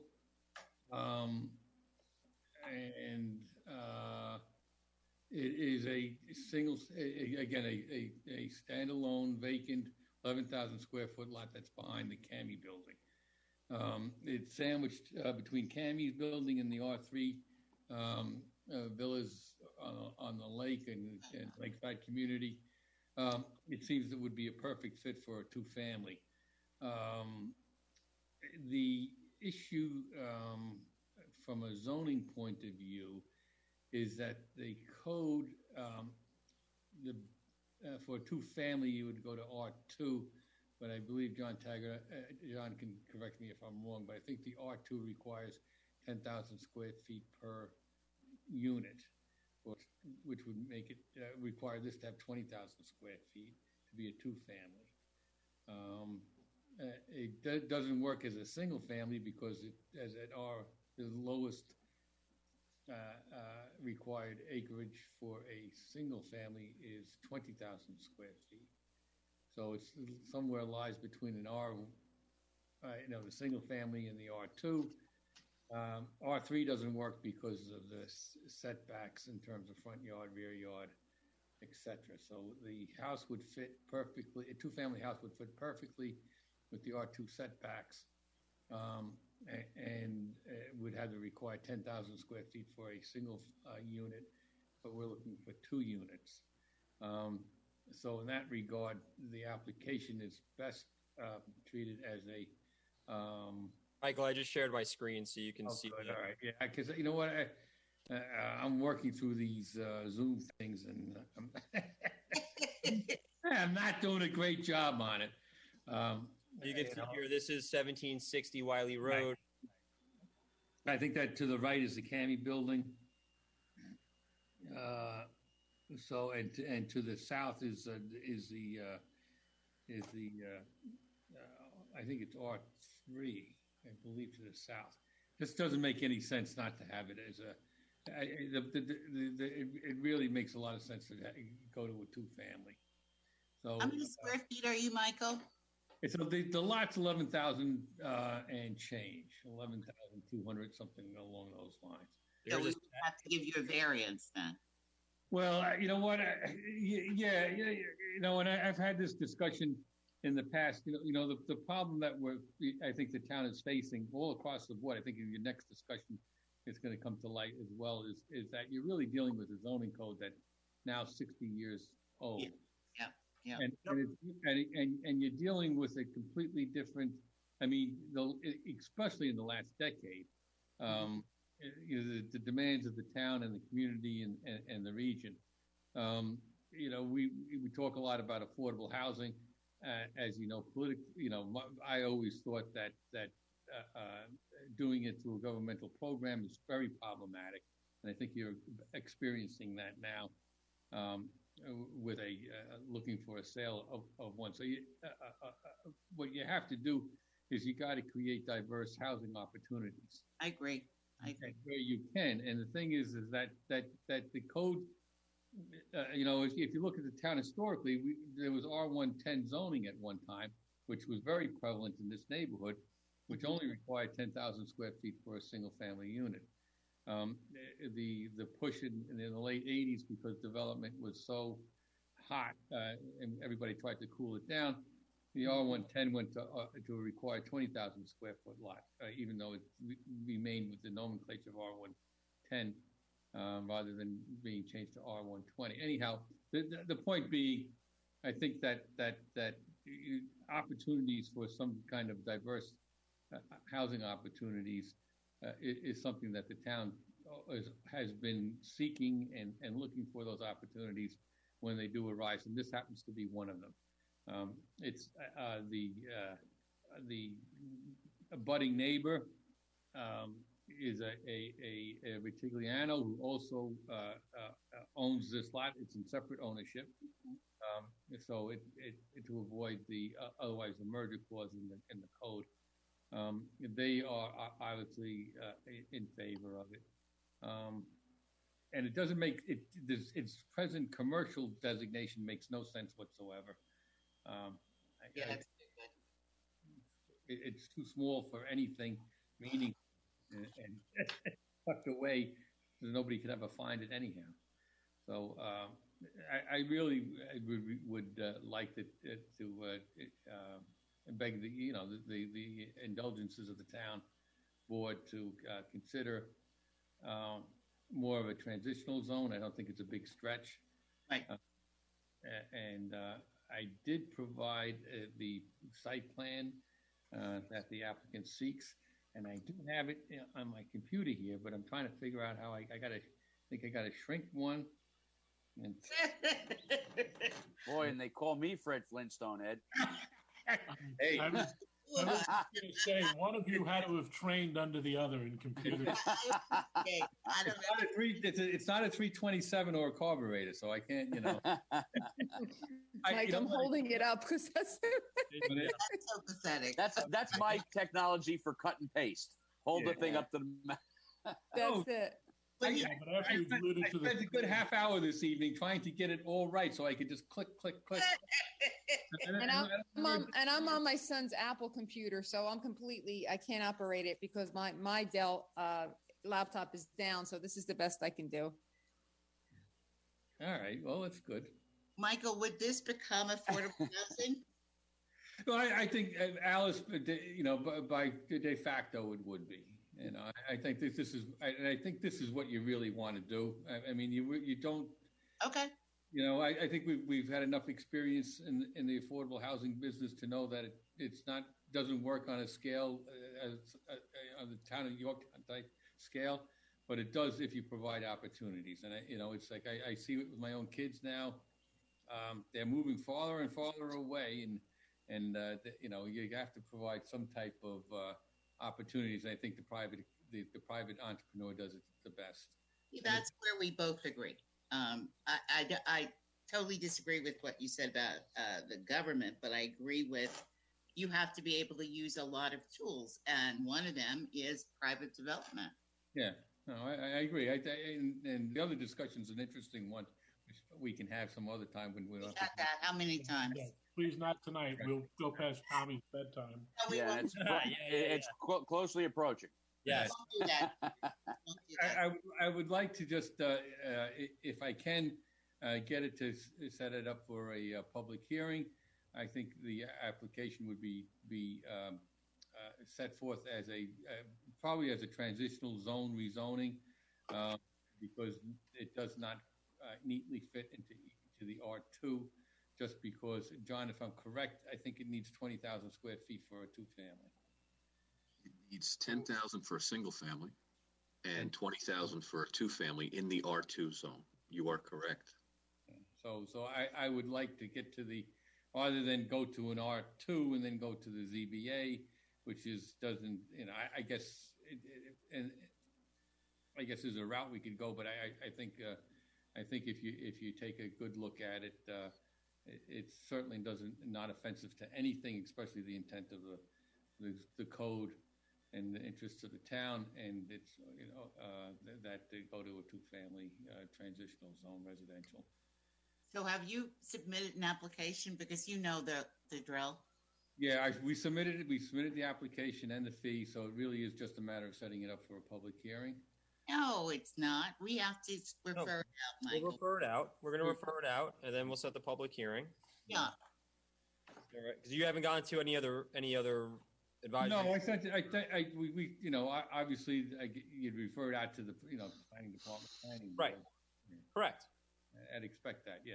Yep. All right. So then we'll refer it out and set the public hearing. Yeah, I think we can do both things at the same time. Motion. And share the screen at the same time, but we can. No, you can't share the screen. Is right. So I'm sorry, Councilwoman Roker. You motion to refer out. You have a motion to refer out. All in favor? Aye. Any opposed? Can I get a date in May? Maybe the second public. No, because it goes out a month, Michael. You know that. All right. I know. June.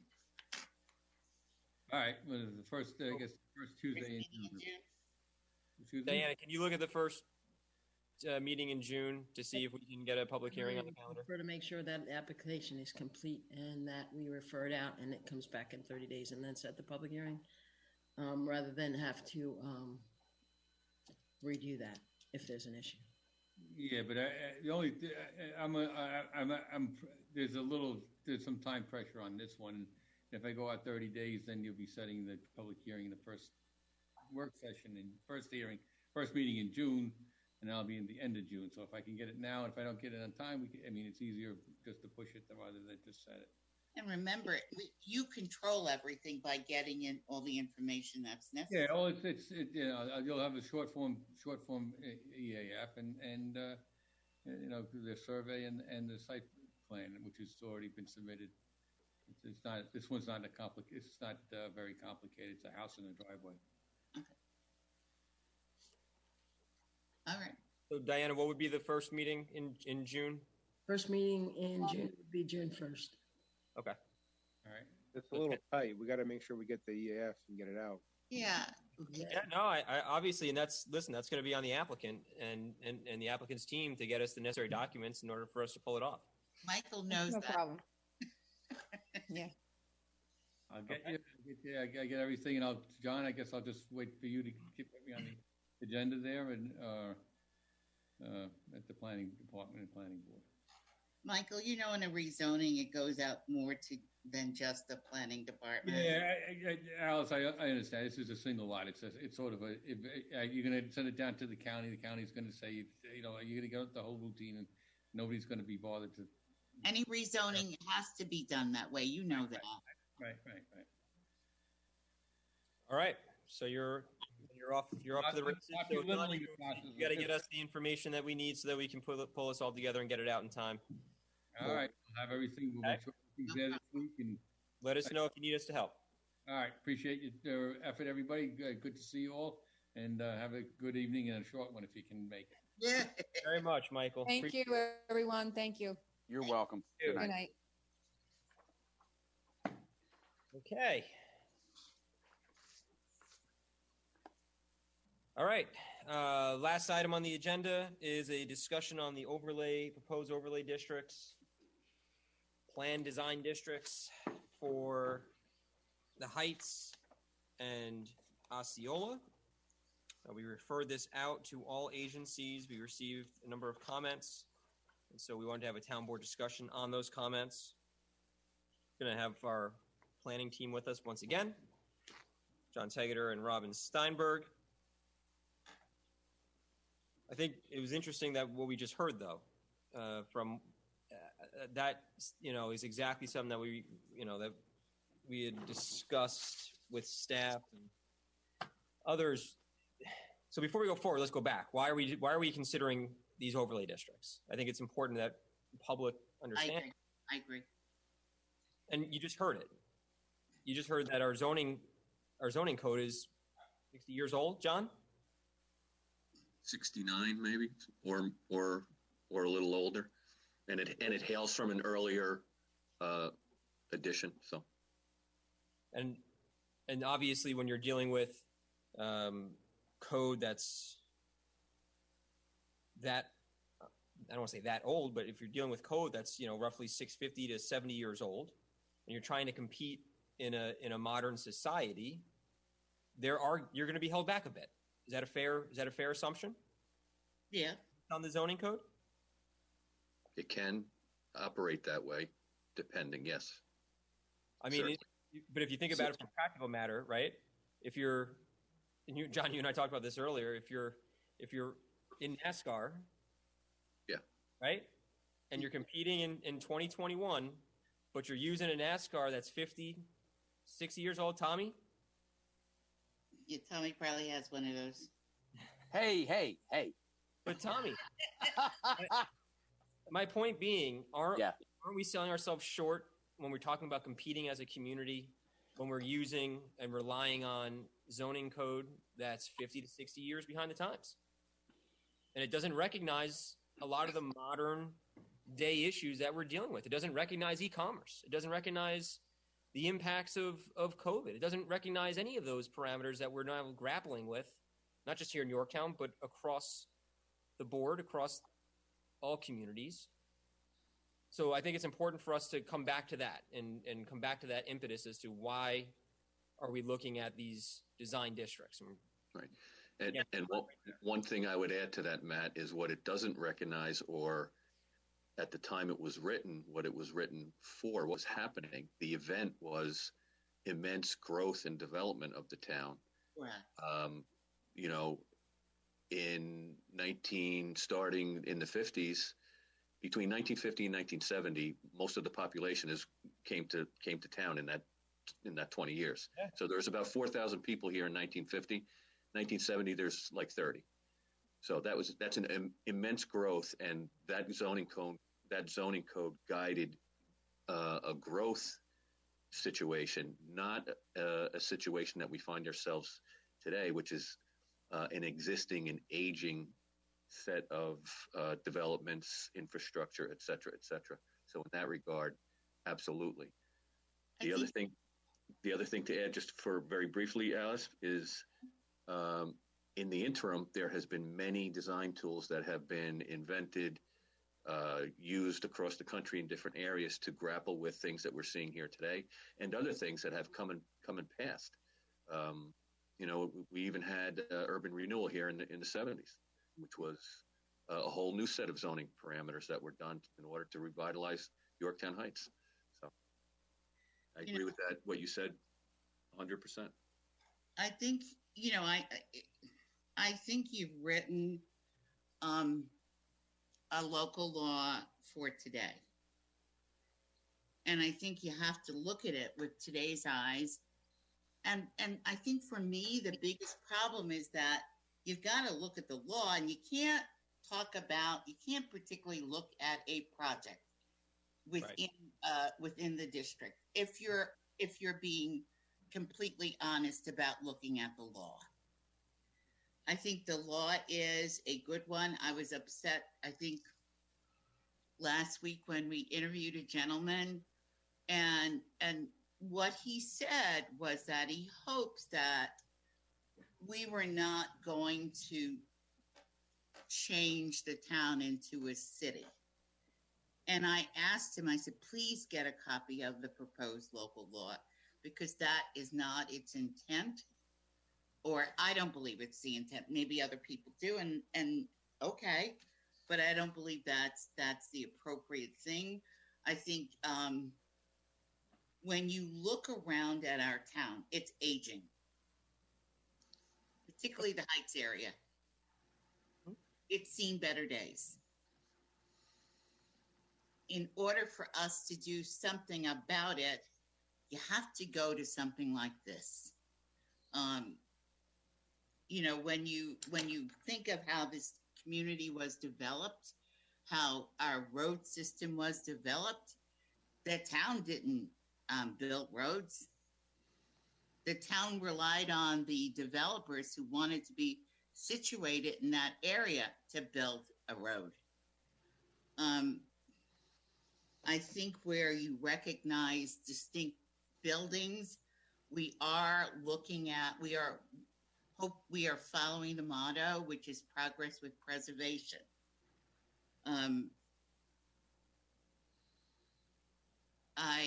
I think that one of the things that I know a lot about is how do you attract new businesses in the area? What a new business will look at are your demographics. And the one demographic they're looking at are people between the ages of 18 and 40. Those are the people that buy. Anything in front, over, or behind, they don't focus on. They focus on that particular age group. And what some of the projects that we'll be looking at affords is the opportunity for young people to come back and rent an apartment. And the other part of renting an apartment in Yorktown, I think if our developers are smart, they'll do something similar to what's done in Croton, where they have a jitney that takes people in that development to the train station and back home at night. Again, this removes all of those cars that would have to be on the road. I don't know. I look at this as progress. I look at the we received a lot of information from our agencies, which I think are all very helpful and positive. I thought they were great comments. And going back to your comments about demographics, that's one of the things we received comments from Mr. Matone, and he specifically called out Gen Y and Gen Z featured. I couldn't agree with him more. That's exactly, those are things that we need to figure out in order to make sure that the younger generation is able to afford and have the options of living here. When my wife and I, first got engaged, there were no options. We were here in Yorktown. There were no options. I mean, Ed knows. Ed, if your daughter came back, how many options would you have in the town of Yorktown to rent to find a rental? You have to go rent a house. It's funny because the conversation Michael wanted to have with Alice down the road, I actually had with my son-in-law, who does a lot of financial work for government agencies. So he had a great conversation about it, not only from Yorktown with Kerry's point of view, but he's from Deerfield, Massachusetts, and that's also an area that has a lot of established housing with very little rental. And, he's like, we can't live near family because we can't afford to. There are no options. Right now, they're going to be in Stuttgart for a couple of years.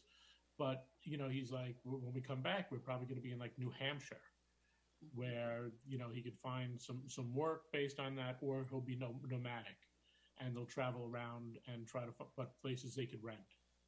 So, yeah. It's a huge issue for that. Huge.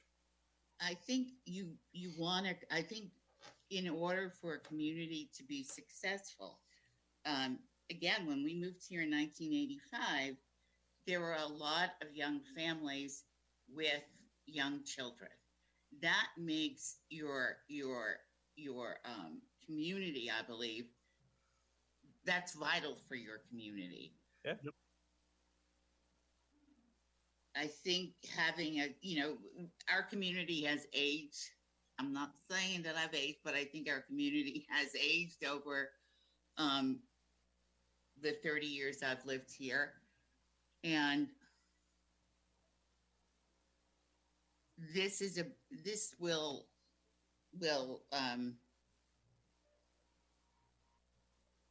give it a boost, give the community a boost. Obviously we will hear, I'm looking forward to when we do public hearings and we do get input from the public to hear from them. But I believe unless you wanted Yorktown to look the same over the next 20 years, we need to do something. And I just also want to add, though, that when we talk about looking the same, it's funny because I've been seeing a gentleman who's been posting a lot of photos in the last couple of weeks on Facebook of Yorktown over the years, and it's I love it. I love seeing it. To your point, there are still a lot of families that are here. A lot of my friends who are my age have all come back, and they're all having their families here. And I think that speaks volume. I mean, we just saw the Wallings. Both of them are products of this community. What are they doing now? They're raising their family here, and I think that speaks volumes about the integrity of our community, quite frankly, the character of our community, the great place it is to raise a family. But when we talk about our business hamlets, I'm talking just our business hamlets and the peripheral around those business hamlets. We hear all the time vacancies. Looks like it's 1970 is still here. All the negative comments. So this is our attempt to try to address those and to try to actually do something. And to take a building, everyone knows the Yorktown Green. It's no secret. Everyone knows what they think about it. Everyone knows what it stands for. You go ask the business community, they're going to tell you it's an actual anti-business blight. Food Emporium's empty for, nearly, a decade and a half now. Kmart's empty. We all know that. you can't just hope and wish that they go do something. It only gets you so far. We actually have to put something on the table that's going to help attract and force reinvestment. You know, And and that's what we're trying to do to close that loop. is that we can sit here and hope that business is conducted very differently today. People dictate how they want to conduct their business. At this point, a lot of it is done online. Yeah. It's not done in those big stores anymore. And it's kind of like when I had this favorite mall, Stamford Mall, and they are now a lot of empty stores there. Mm-hmm. So I think it's about being able to reinvent yourself by being true but staying true to yourself. And I think that's what we're doing. And that's, you nailed it, because you know, look at the sign behind me. It's progress with preservation. We can achieve that, and that's what we're trying to do. Right. And when I read the comments from the agencies that responded, I think that we're getting there. Mm-hmm. I think that we're accomplishing that. You know, when I look at the Abaca comments about the architecture and the requirements for the. Let me pull it. You want to read that one for the public, because that one I thought was very good. Let's see. I mean, they had some really good comments, positive and negative. You know, positive and critiques. Yes. Negative, but they had constructive criticisms that I think were good for us to see and hear. I'm just trying to find the. John or Robin, do you know which one was the piece about the? Here it is, number 12. The board is in favor of the design requirements proposed. The board feels that an aesthetic standard for buildings and a unified streetscape will help to inform the overall function and feel of our place. The board would not want to limit the creativity of the proposals and opportunities for unique buildings or places to be proposed. Therefore, we are pleased that the law has some flexibility so the reviewing boards can consider variations on the theme and alternates if appropriate. The essence and personality of a business should always be able to show through. I think number 2 is interesting, because I think I agree with it. Yeah. Do you want to read it? Some consideration in the law should be given to providing incentives for certain existing uses located within the district to be relocated to the periphery or outside of the district to allow for new or renovated structures that lend themselves to the intended vision of a vibrant town center.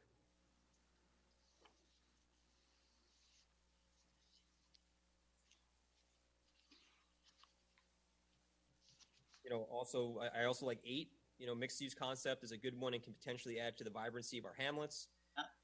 It's important there's a balance and benefit to all stakeholders, and that the greater good of the community is always the main priority, which the greater good of the community is always our main priority. I couldn't agree with them more. So, I mean, these are some of the feedback that we've got.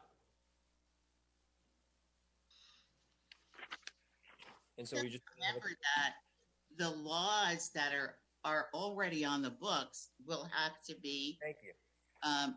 Will be the applications will have to be in conformity with the laws that are currently on the books.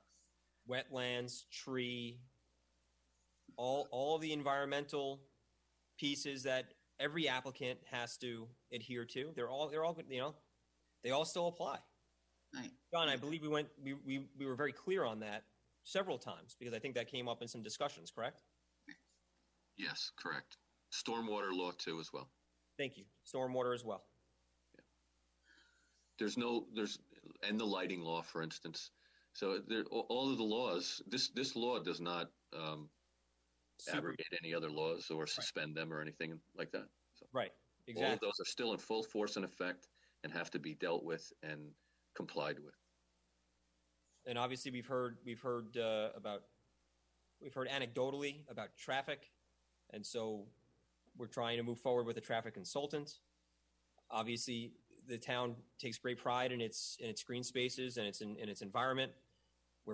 We put out an RFP for an environmental consultant.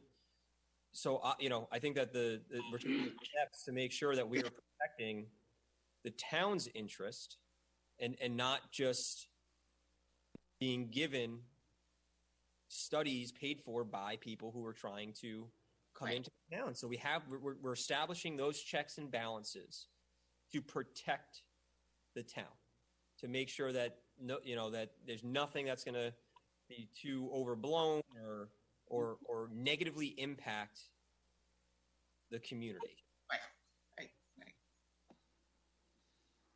Councilman Patel, looks like you were going to say. Let me just say one thing. Somebody called me because every place I go, many people ask me the question, so I have to digest this first. The question was, on Route 6 in Taconic, the Trump building, it was $1 million, apartment, and it's beautiful and, easy go, come out like that. And then things went wrong or right. So the requirement for residents age change. And because, it was empty, and then they asked for some kind of a change in laws, and then they can accommodate. So then somebody said, now there are children, and some don't like it, and some, but that's a separate issue. But then, initially people think, you're going to give a housing to the senior citizen, and there was no information, that the people was, there'll be a free housing like Ellen Avenue, and it will not be cost. And then somebody asked the question, how much it costs. So all these things are either called cold fusion or confusions, So if you want to clarify to the people. Mm-hmm. Vishnu, I think you're absolutely right. There is so much confusion out there. It confuses me when I look at it. And I think that it is up to the town to help end some of that confusion by speaking in plain English. I think like I said, I think the proposal, it's been out there for review. Our agencies have gotten back to us. I'm looking forward to going into public hearing to hear what people have to say. I asked the town clerk a couple of weeks ago to give me anything he had on a particular something like Beaver Ridge, which asked for a change of zone way back in 1987. And they were going to build 130 units there. Hmm. That was the ask. Right. So as far back as 1987, that was going to be a multifamily property. Right. And Alice, you're 100% right, is that there are the half-truths out there that are circulating and are throwing people way off what would be talked about, discussed during the public hearings and so on and so forth. It gets people riled up, and we have to get the simple facts out. You're 100% right. It's our fault, the government's fault, because we called that. What's that? What zoning classification is it, John? R1-40.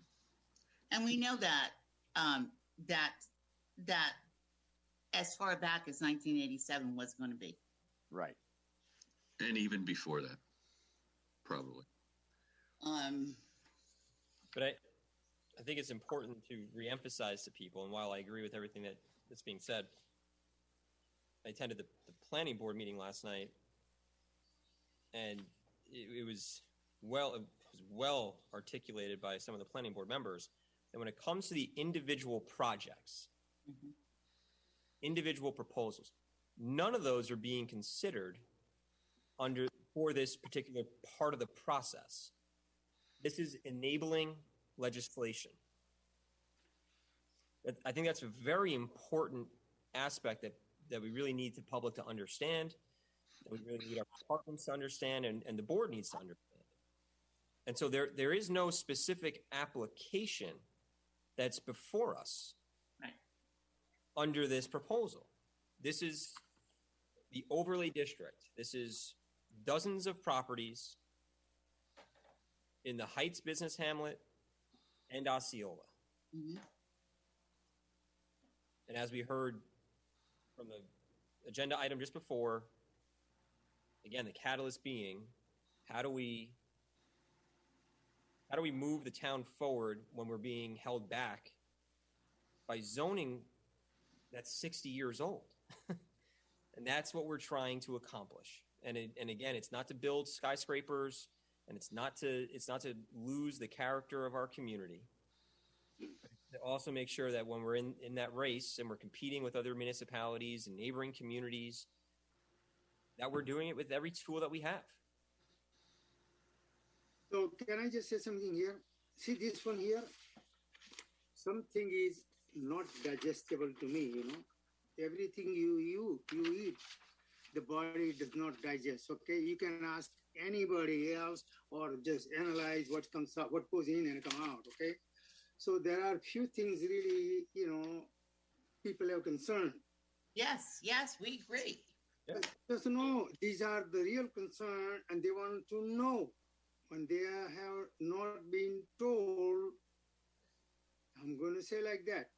So you're talking about the overlay zone, and somebody has sent me the comment, and then there is more than one procedure, approach to an overlay zone. You know, some of the other towns in the county, something, you know, maybe we can learn something there, something, you know, or because next street from, you know, Giordano or something, if some people wants to buy one or two lots, something, and can they become part of this overlay zone?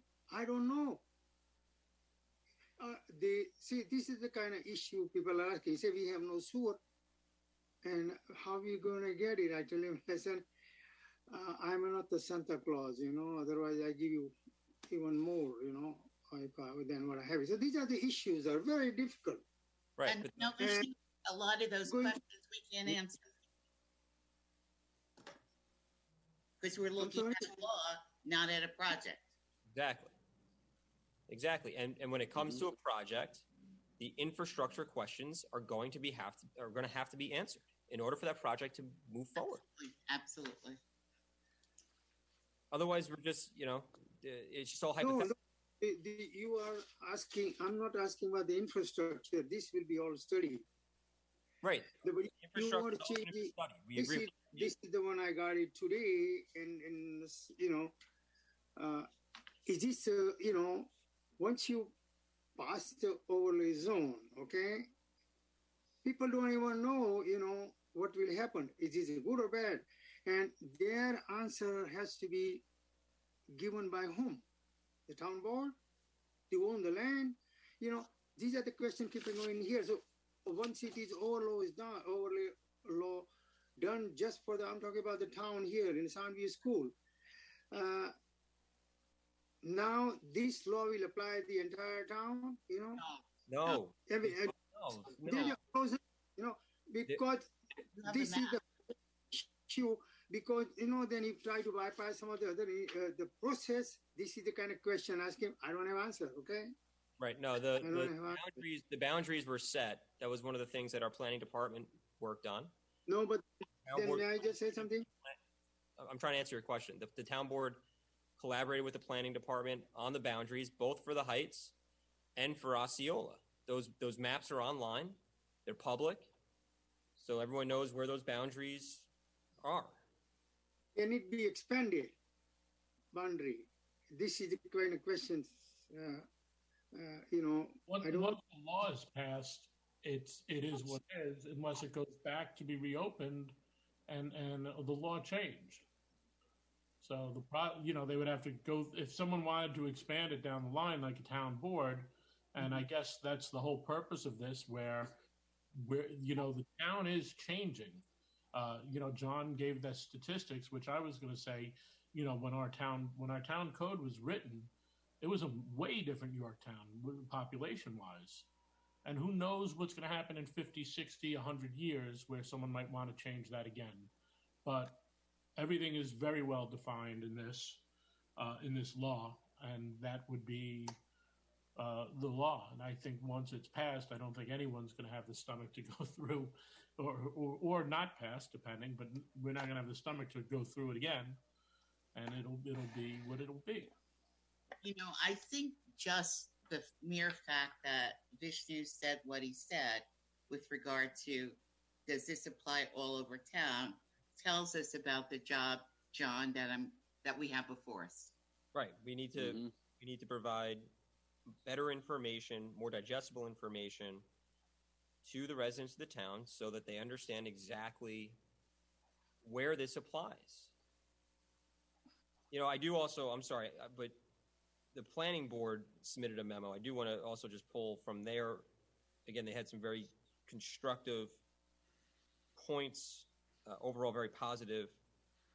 The board, this is from the memo, number 1. The board believes that the districts can be used as a protective measure of certain resources while also promoting the economic health of the town. I think that's exactly what we're trying to accomplish. Again, I go back to the vacant storefront conversations that every board member's had these with people. Mm-hmm. What are you doing about the vacancies? What are you doing about the vacancies? What are you doing about Roma? What are you doing about Kmart? What are you doing about, this, that, and the other thing? Okay, we hear you. We hear you. Yeah, and you know what? I think we should take the blame. People, I think this is the first major update of the zoning code in a lot of years. And I think it's worth our while that we take time to go over this so that people will understand what we're talking about, what the overlay district law does and what it doesn't do. Mm-hmm. Because in my mind, it doesn't change with regard to projects that may come before the board. It doesn't change what I'm going to be looking at for any project that comes before us. When people were upset about the town board giving away its zoning, we said, okay, let's do the first look at it. And these are some of the criteria we'll be looking at. I think that was important. And I always say, just because someone has proposed something or proposes something doesn't mean they're going to get it. Of course. But let me just say, really, people ask that, we come here and, it is my house is here and yours is there. And, I have so many acre land and now you can do more for a smaller land. Why I pay more taxes? And this is the kind of thing. It's very difficult to understand in terms of a business point as well as, explaining. But then there are other issues coming. We mentioned about the traffic, the water, sewer, the environmental, electricity, then how are you going to change there is more traffic today than our infrastructure is 2-line, 129 to all the way like that. How do you see, is the vehicle going to be smaller, bigger? And, So they are, but, they are not included in here, they say you give the power to the planning board and then not.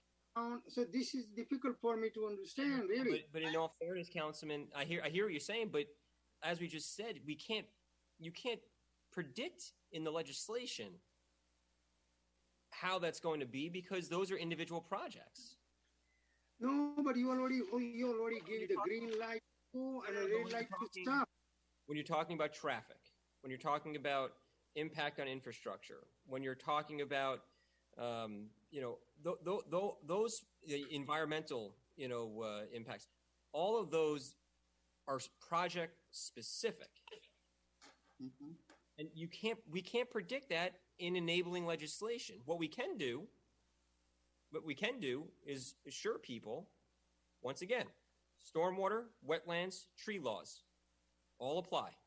What we can do is go get a traffic consultant to verify the traffic plans that are presented to the town on behalf of individual applicants. What we can do is go get an environmental consultant to verify the mitigation plans submitted by individual applicants to once again ensure the public that we are protecting the town's interests. Those are the things that we can do. We can't predict it, but we can guard against it, and that's what we're trying to do. You know, one of the things that I hope you understand, Vishnu, is that I'm not speaking in favor of any project. I am speaking in favor of the law. And that's all I can look at this point, is the law. Right.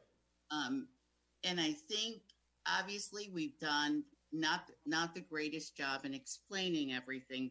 We probably can take some time at another time to really allow people to understand the law, and maybe do a PowerPoint presentation, because you're right, there are a lot of questions that need to be answered. But the larger questions is, A, this does not affect every community, every area of Yorktown. And B, whatever projects that will come into these specific areas will have to be looked at just as they would be today. Right. But let me just say, guys, you know, it's this law, you know, I received it today, okay? Yeah. To me, my expert technical background, okay, and I happen to know a lot of things, you know, I in a 12 year, I can get any degree from any place, I can tell you, you know, and happen to know so many people, those are experts in, you know, building, and they make a lot more money than all the town bottom buying together, one guy. I want to hear them wisdom, and I'm not telling that I know everything. I want to learn more things. And my expertise, water, sewer, and land use impact on the environment. I have dedicated a lot of money of my own for the well-being of the society at large. You know, that means not just only the Yorktown. And I want to be really understand what will happen tomorrow of this current problem. How are we going to help it to solve it? Those things, how much is going to cost? This is I'm trying to understand before even this law. Okay, we can digest it and, you know, the slices and everything else. This is what means the laws that town board has the most important responsibility, because they are the one who put it over here to make sure that we do it right. And the planning department and then the planning board, yes, they're their expertise, but there are some other things. You know, we have to make sure that everything happens right. And so this is kind of things bugs me. You know, I think I agree with you. You know, I don't want you to sit there and intimate that I don't care about stuff. I do care about this community. I care about what comes here. This law is there are a lot of questions that we may still have, but I think it's better than sitting here and doing nothing. Again, going back to hoping and wishing it fixes itself. I just don't believe that that's going to happen. And we go back to the same conversations that have been had for the last how many years.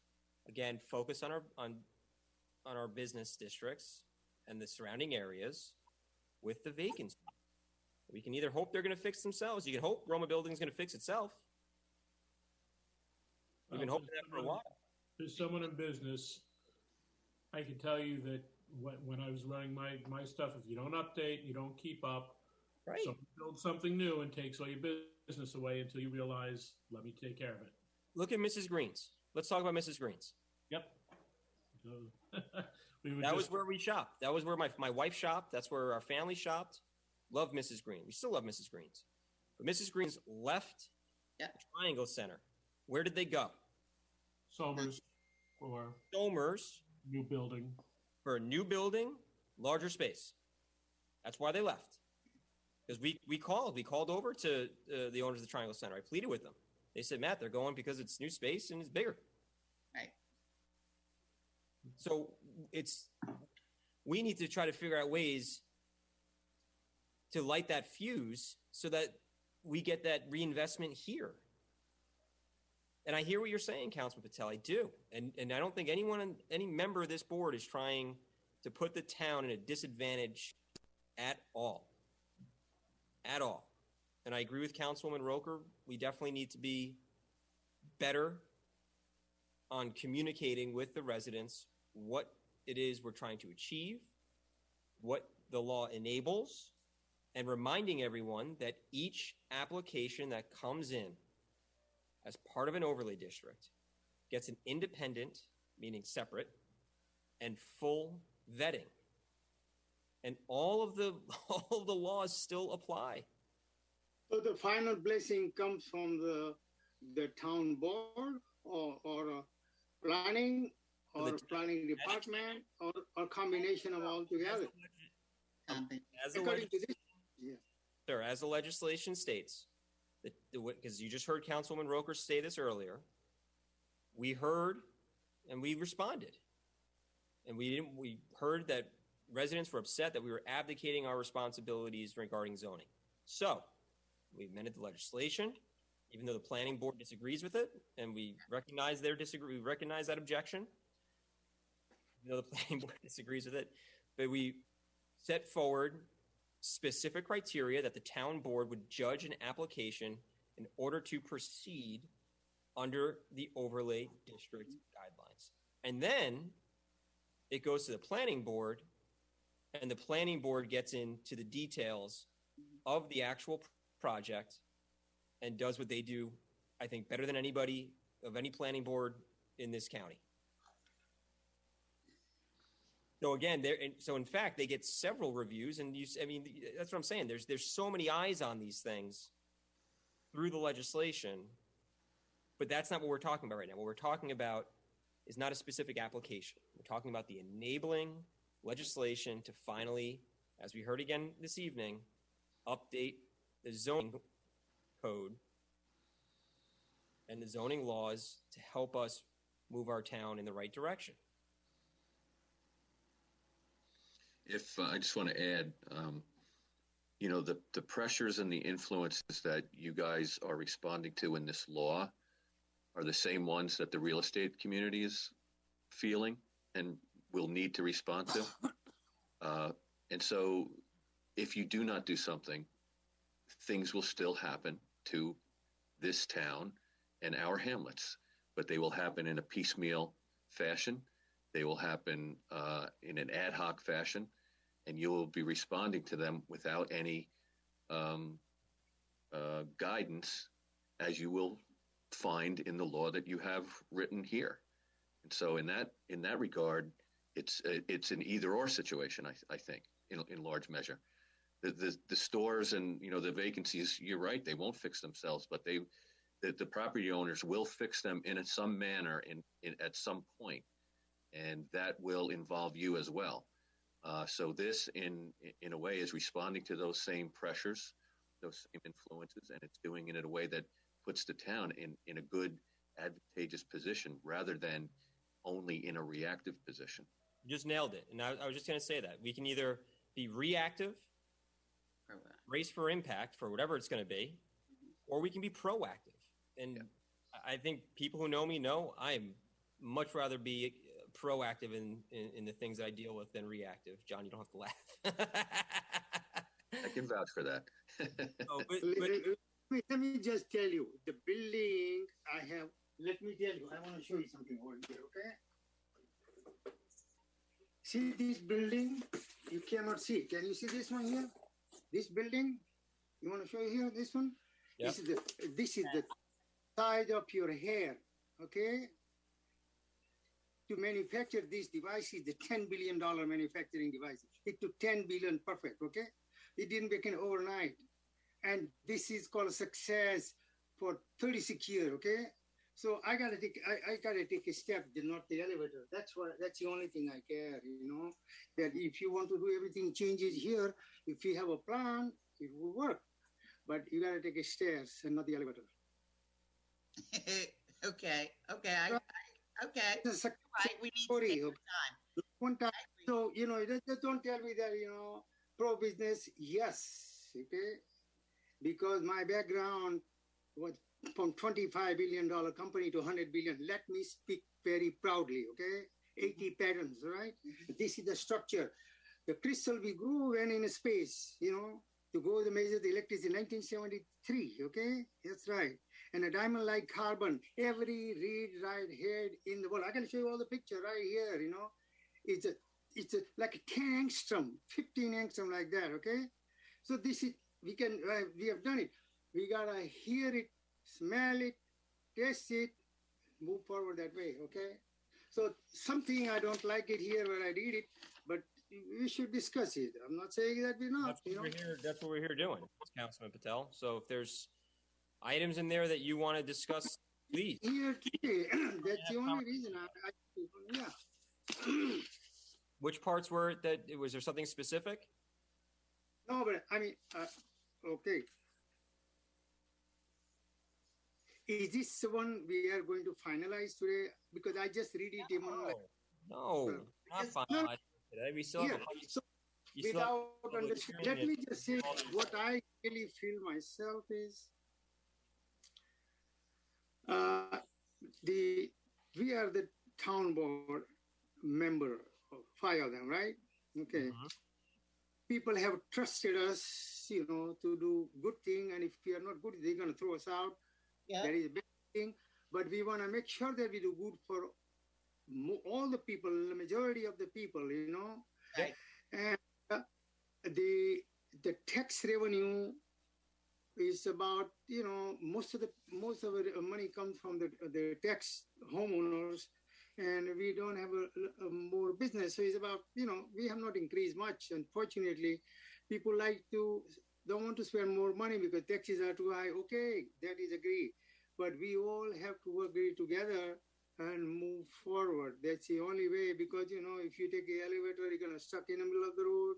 There is no way to go up or down. And you take a stair, every step is you know what's happening here, okay? And this is the kind of guy I am. I want to hear it from all the people.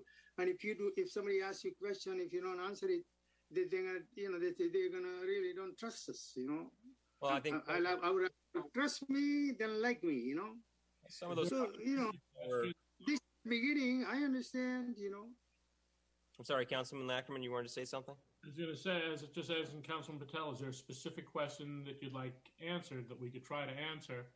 Not me. You have to ask the people, those who are asking questions. That's what the public hearing will be about, I guess, right? Yeah. I'm sorry.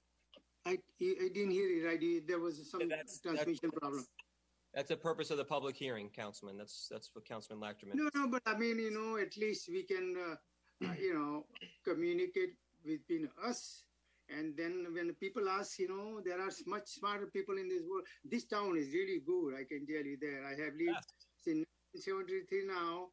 And, when they wrote the master plan, there was such a very good engineers, they have added in, but the time change, the car was bigger, it got smaller, and then, computer was so big, and it got smaller, faster, better. But everything moves not like a rocket speed, okay? That's right. We have to take a stair and not the elevator. And that's what the people say, they're going to build so many things out. We have to tell them what we know. I have not really personally gained all the knowledge, which is, being shared with everybody else, but that's, I can figure out. I can talk to the people. And then they ask the questions, and, when finalize it, just tell the people what you want to do. The board has a majority. You can do majority. Everybody vote and then move forward. Well, I think that we're trying to have a conversation as a board just to see what the issues are for us to address, and also to review these memos that we received back as part of the referral process. So having done that, I'm wanting to hear from the board next steps.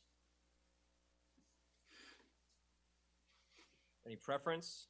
Or do we need, John, do you need more time to refine some of the language based on some of the comments we received?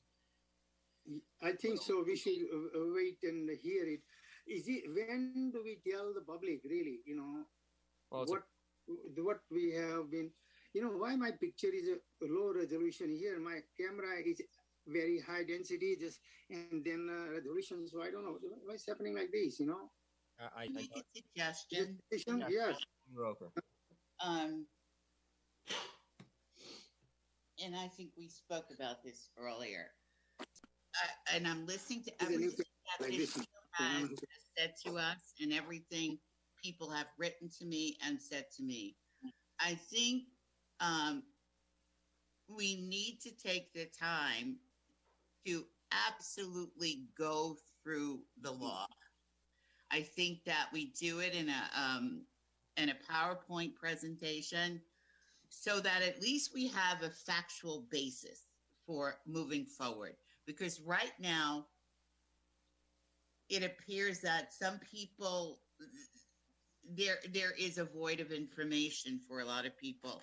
And I think it's important that we point out what changes there are from what is done today than to what is done under this overlay district.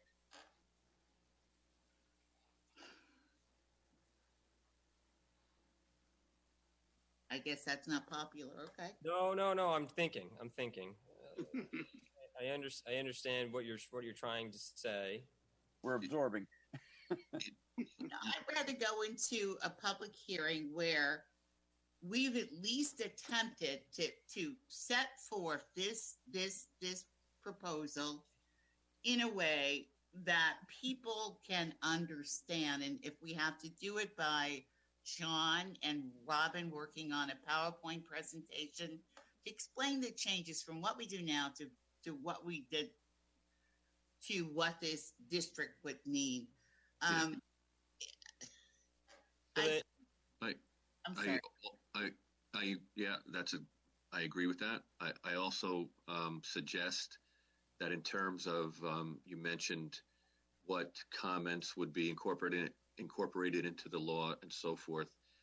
I can't know that without you guys. So I think it may be a good idea for Robin and I and maybe a couple hundred other folks to help us sort of take these comment letters, break them apart into specific comments and try to, so we can all coach our way through them. So not everything is going to be a modification to the law. Some of them will be, require some responses that I think maybe you should be able to have done prior to opening up a public hearing, or you may hear them over and over again. So I think that's something that may help all of us, and in particular you guys, figure out what portions of the law you are considering changing pursuant to the comments that you received. What comments just need to be responded to in terms of what your intent is. There's a lot of questions that are raised in many of them. So I think that might be helpful.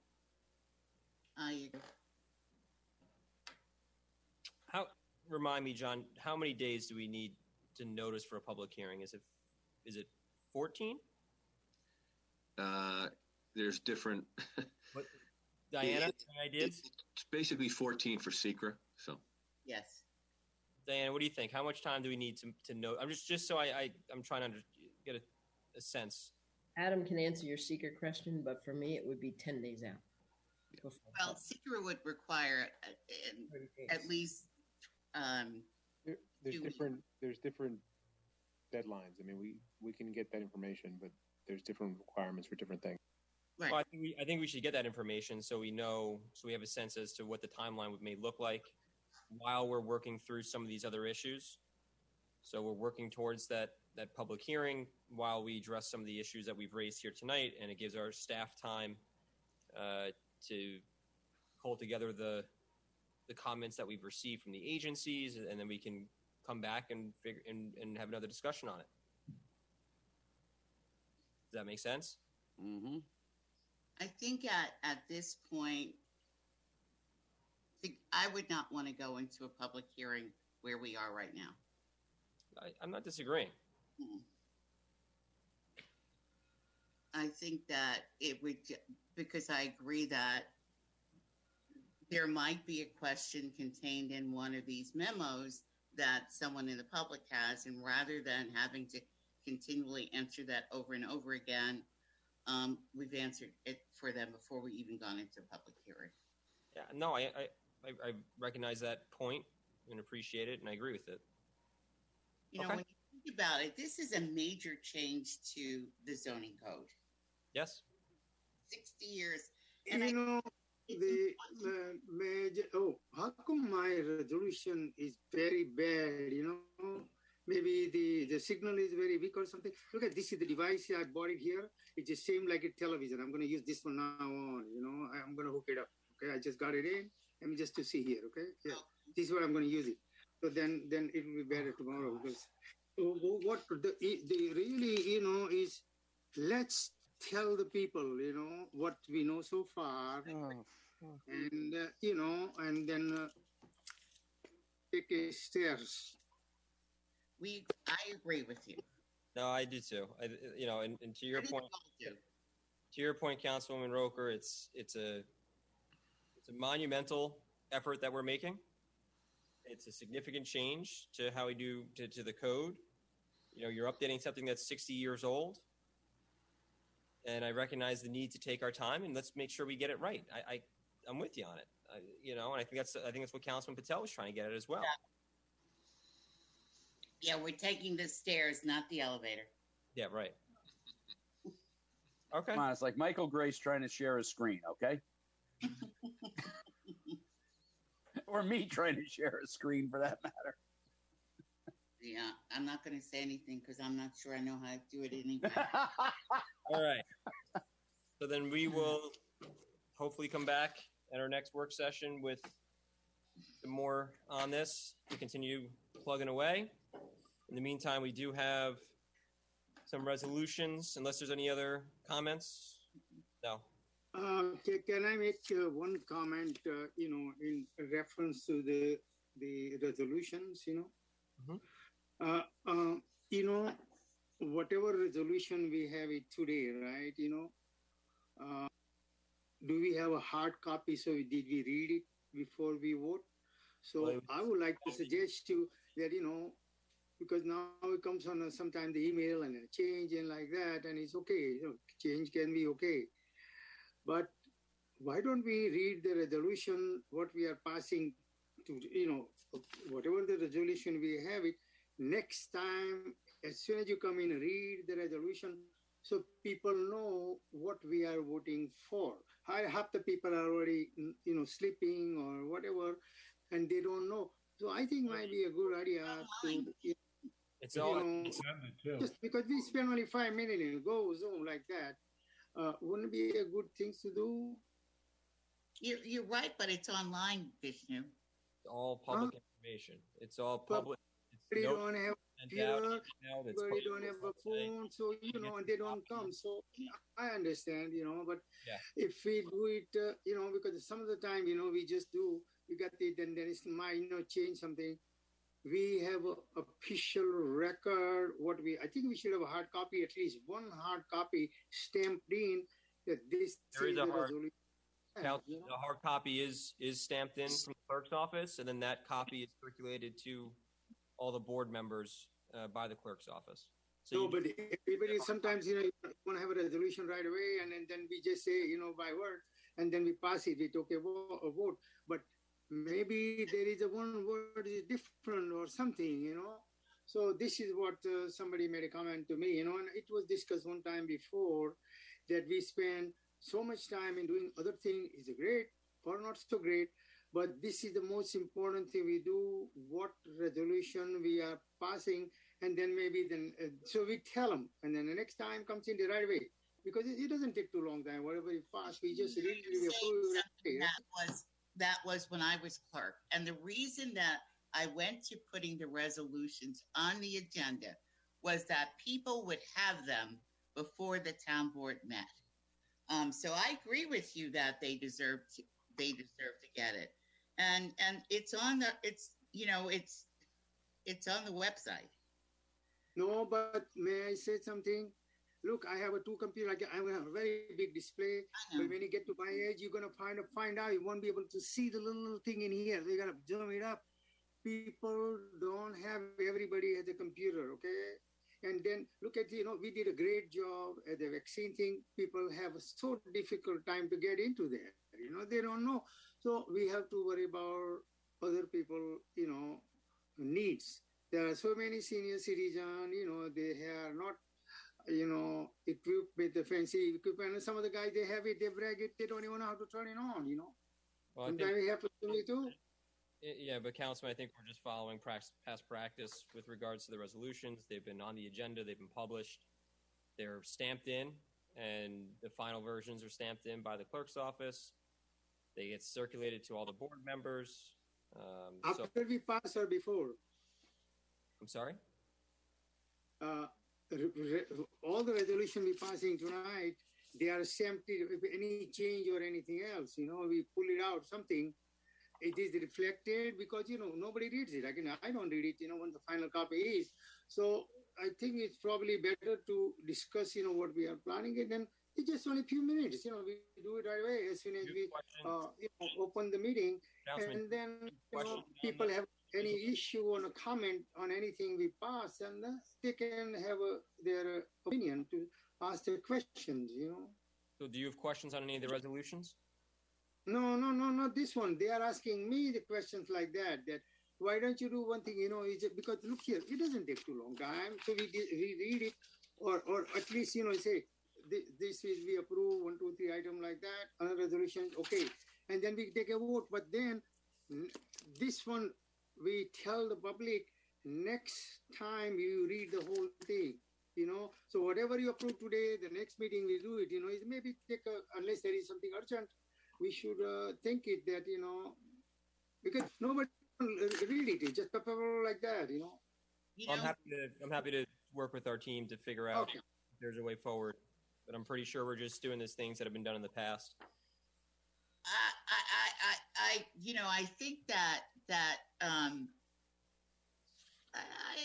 agree with Vishnu, but I think that what you do is what has always been done. You summarize what the resolution says. Right. It's not reading where we'd be sitting until midnight. Right. But you summarize what it says, and I think that gives. And if someone wants to get a copy of it, Diana's office is always open every day. Yep. Can I just clarify something? Because maybe I'm not understanding. When we do the agenda and we put the resolution on, there's a heading, which is briefer than obviously the resolution itself. And no, he'll read the heading, which is the gist of the resolution. But the resolution in its full context is in there and on that agenda. So what we're passing is out for everyone to see. There is nothing hidden there. No, I'm saying is like some people, they look the computer, agenda only, portion or maybe in the beginning.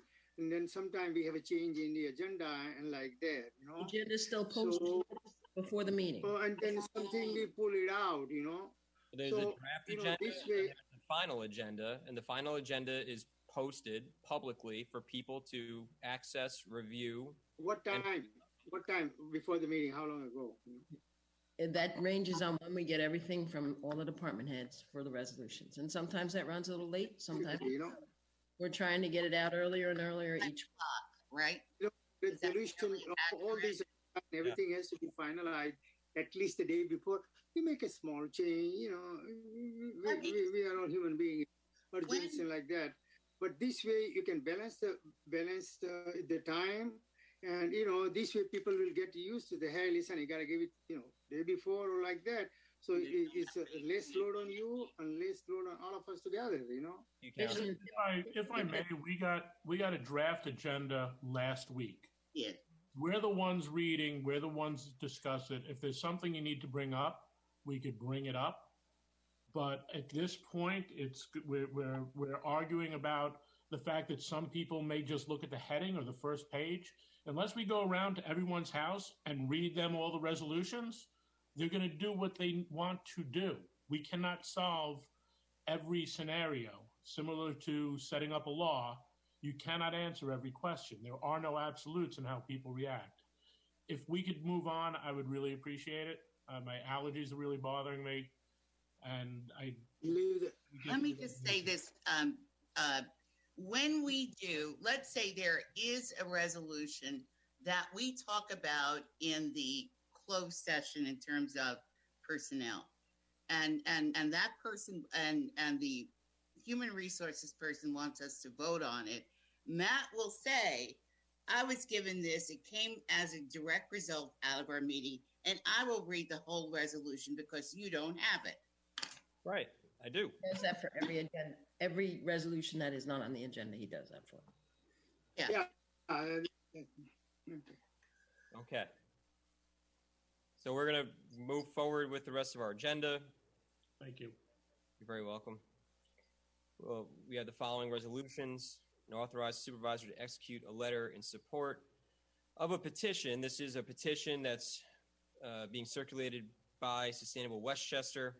And I will specify that it does state that the town would, by doing this, the town supports recommendations of Sustainable Westchester's joint petition to the Public Service Committee, which made 2 recommendations to the Public Service Commission to create an additional 180 megawatts of new communities credit capacity at 12 cents per kilowatt hour for Con Edison community solar customers for the immediate term, and to work with stakeholders to identify future solutions that support solar jobs and bill discounts for Con Edison customers while reducing any negative impacts on downstate customers that are not subscribed to community solar.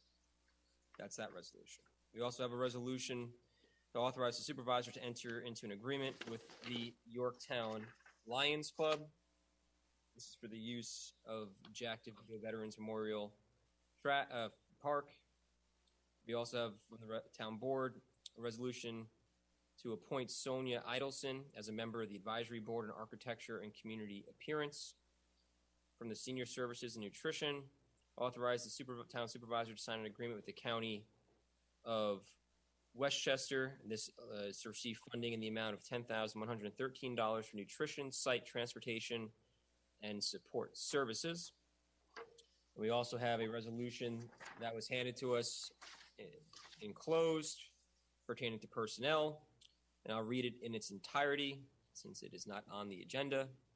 Be it resolved that Deanna M. Peterson is hereby appointed Provisional Senior Recreation Leader, Job Class Code 0267-01 in the Parks and Recreation Department, effective May 3rd, 2021, to be paid at the rate set forth in the Yorktown CSEA Schedule A1, Group 11, Step 1, which is $63,683 annually. Entertain a motion? So moved. All in favor? Aye. Any opposed? No. Resolutions passed unanimously. And if there's no other business before the board, I thank our planning department for joining us on this at this late hour. Thank you, Robin. Thank you, John. I think John already signed off. And with that, we will entertain a motion to adjourn. Motion to adjourn. Motion. All in favor? Aye. Aye. Good night, everyone. Good night.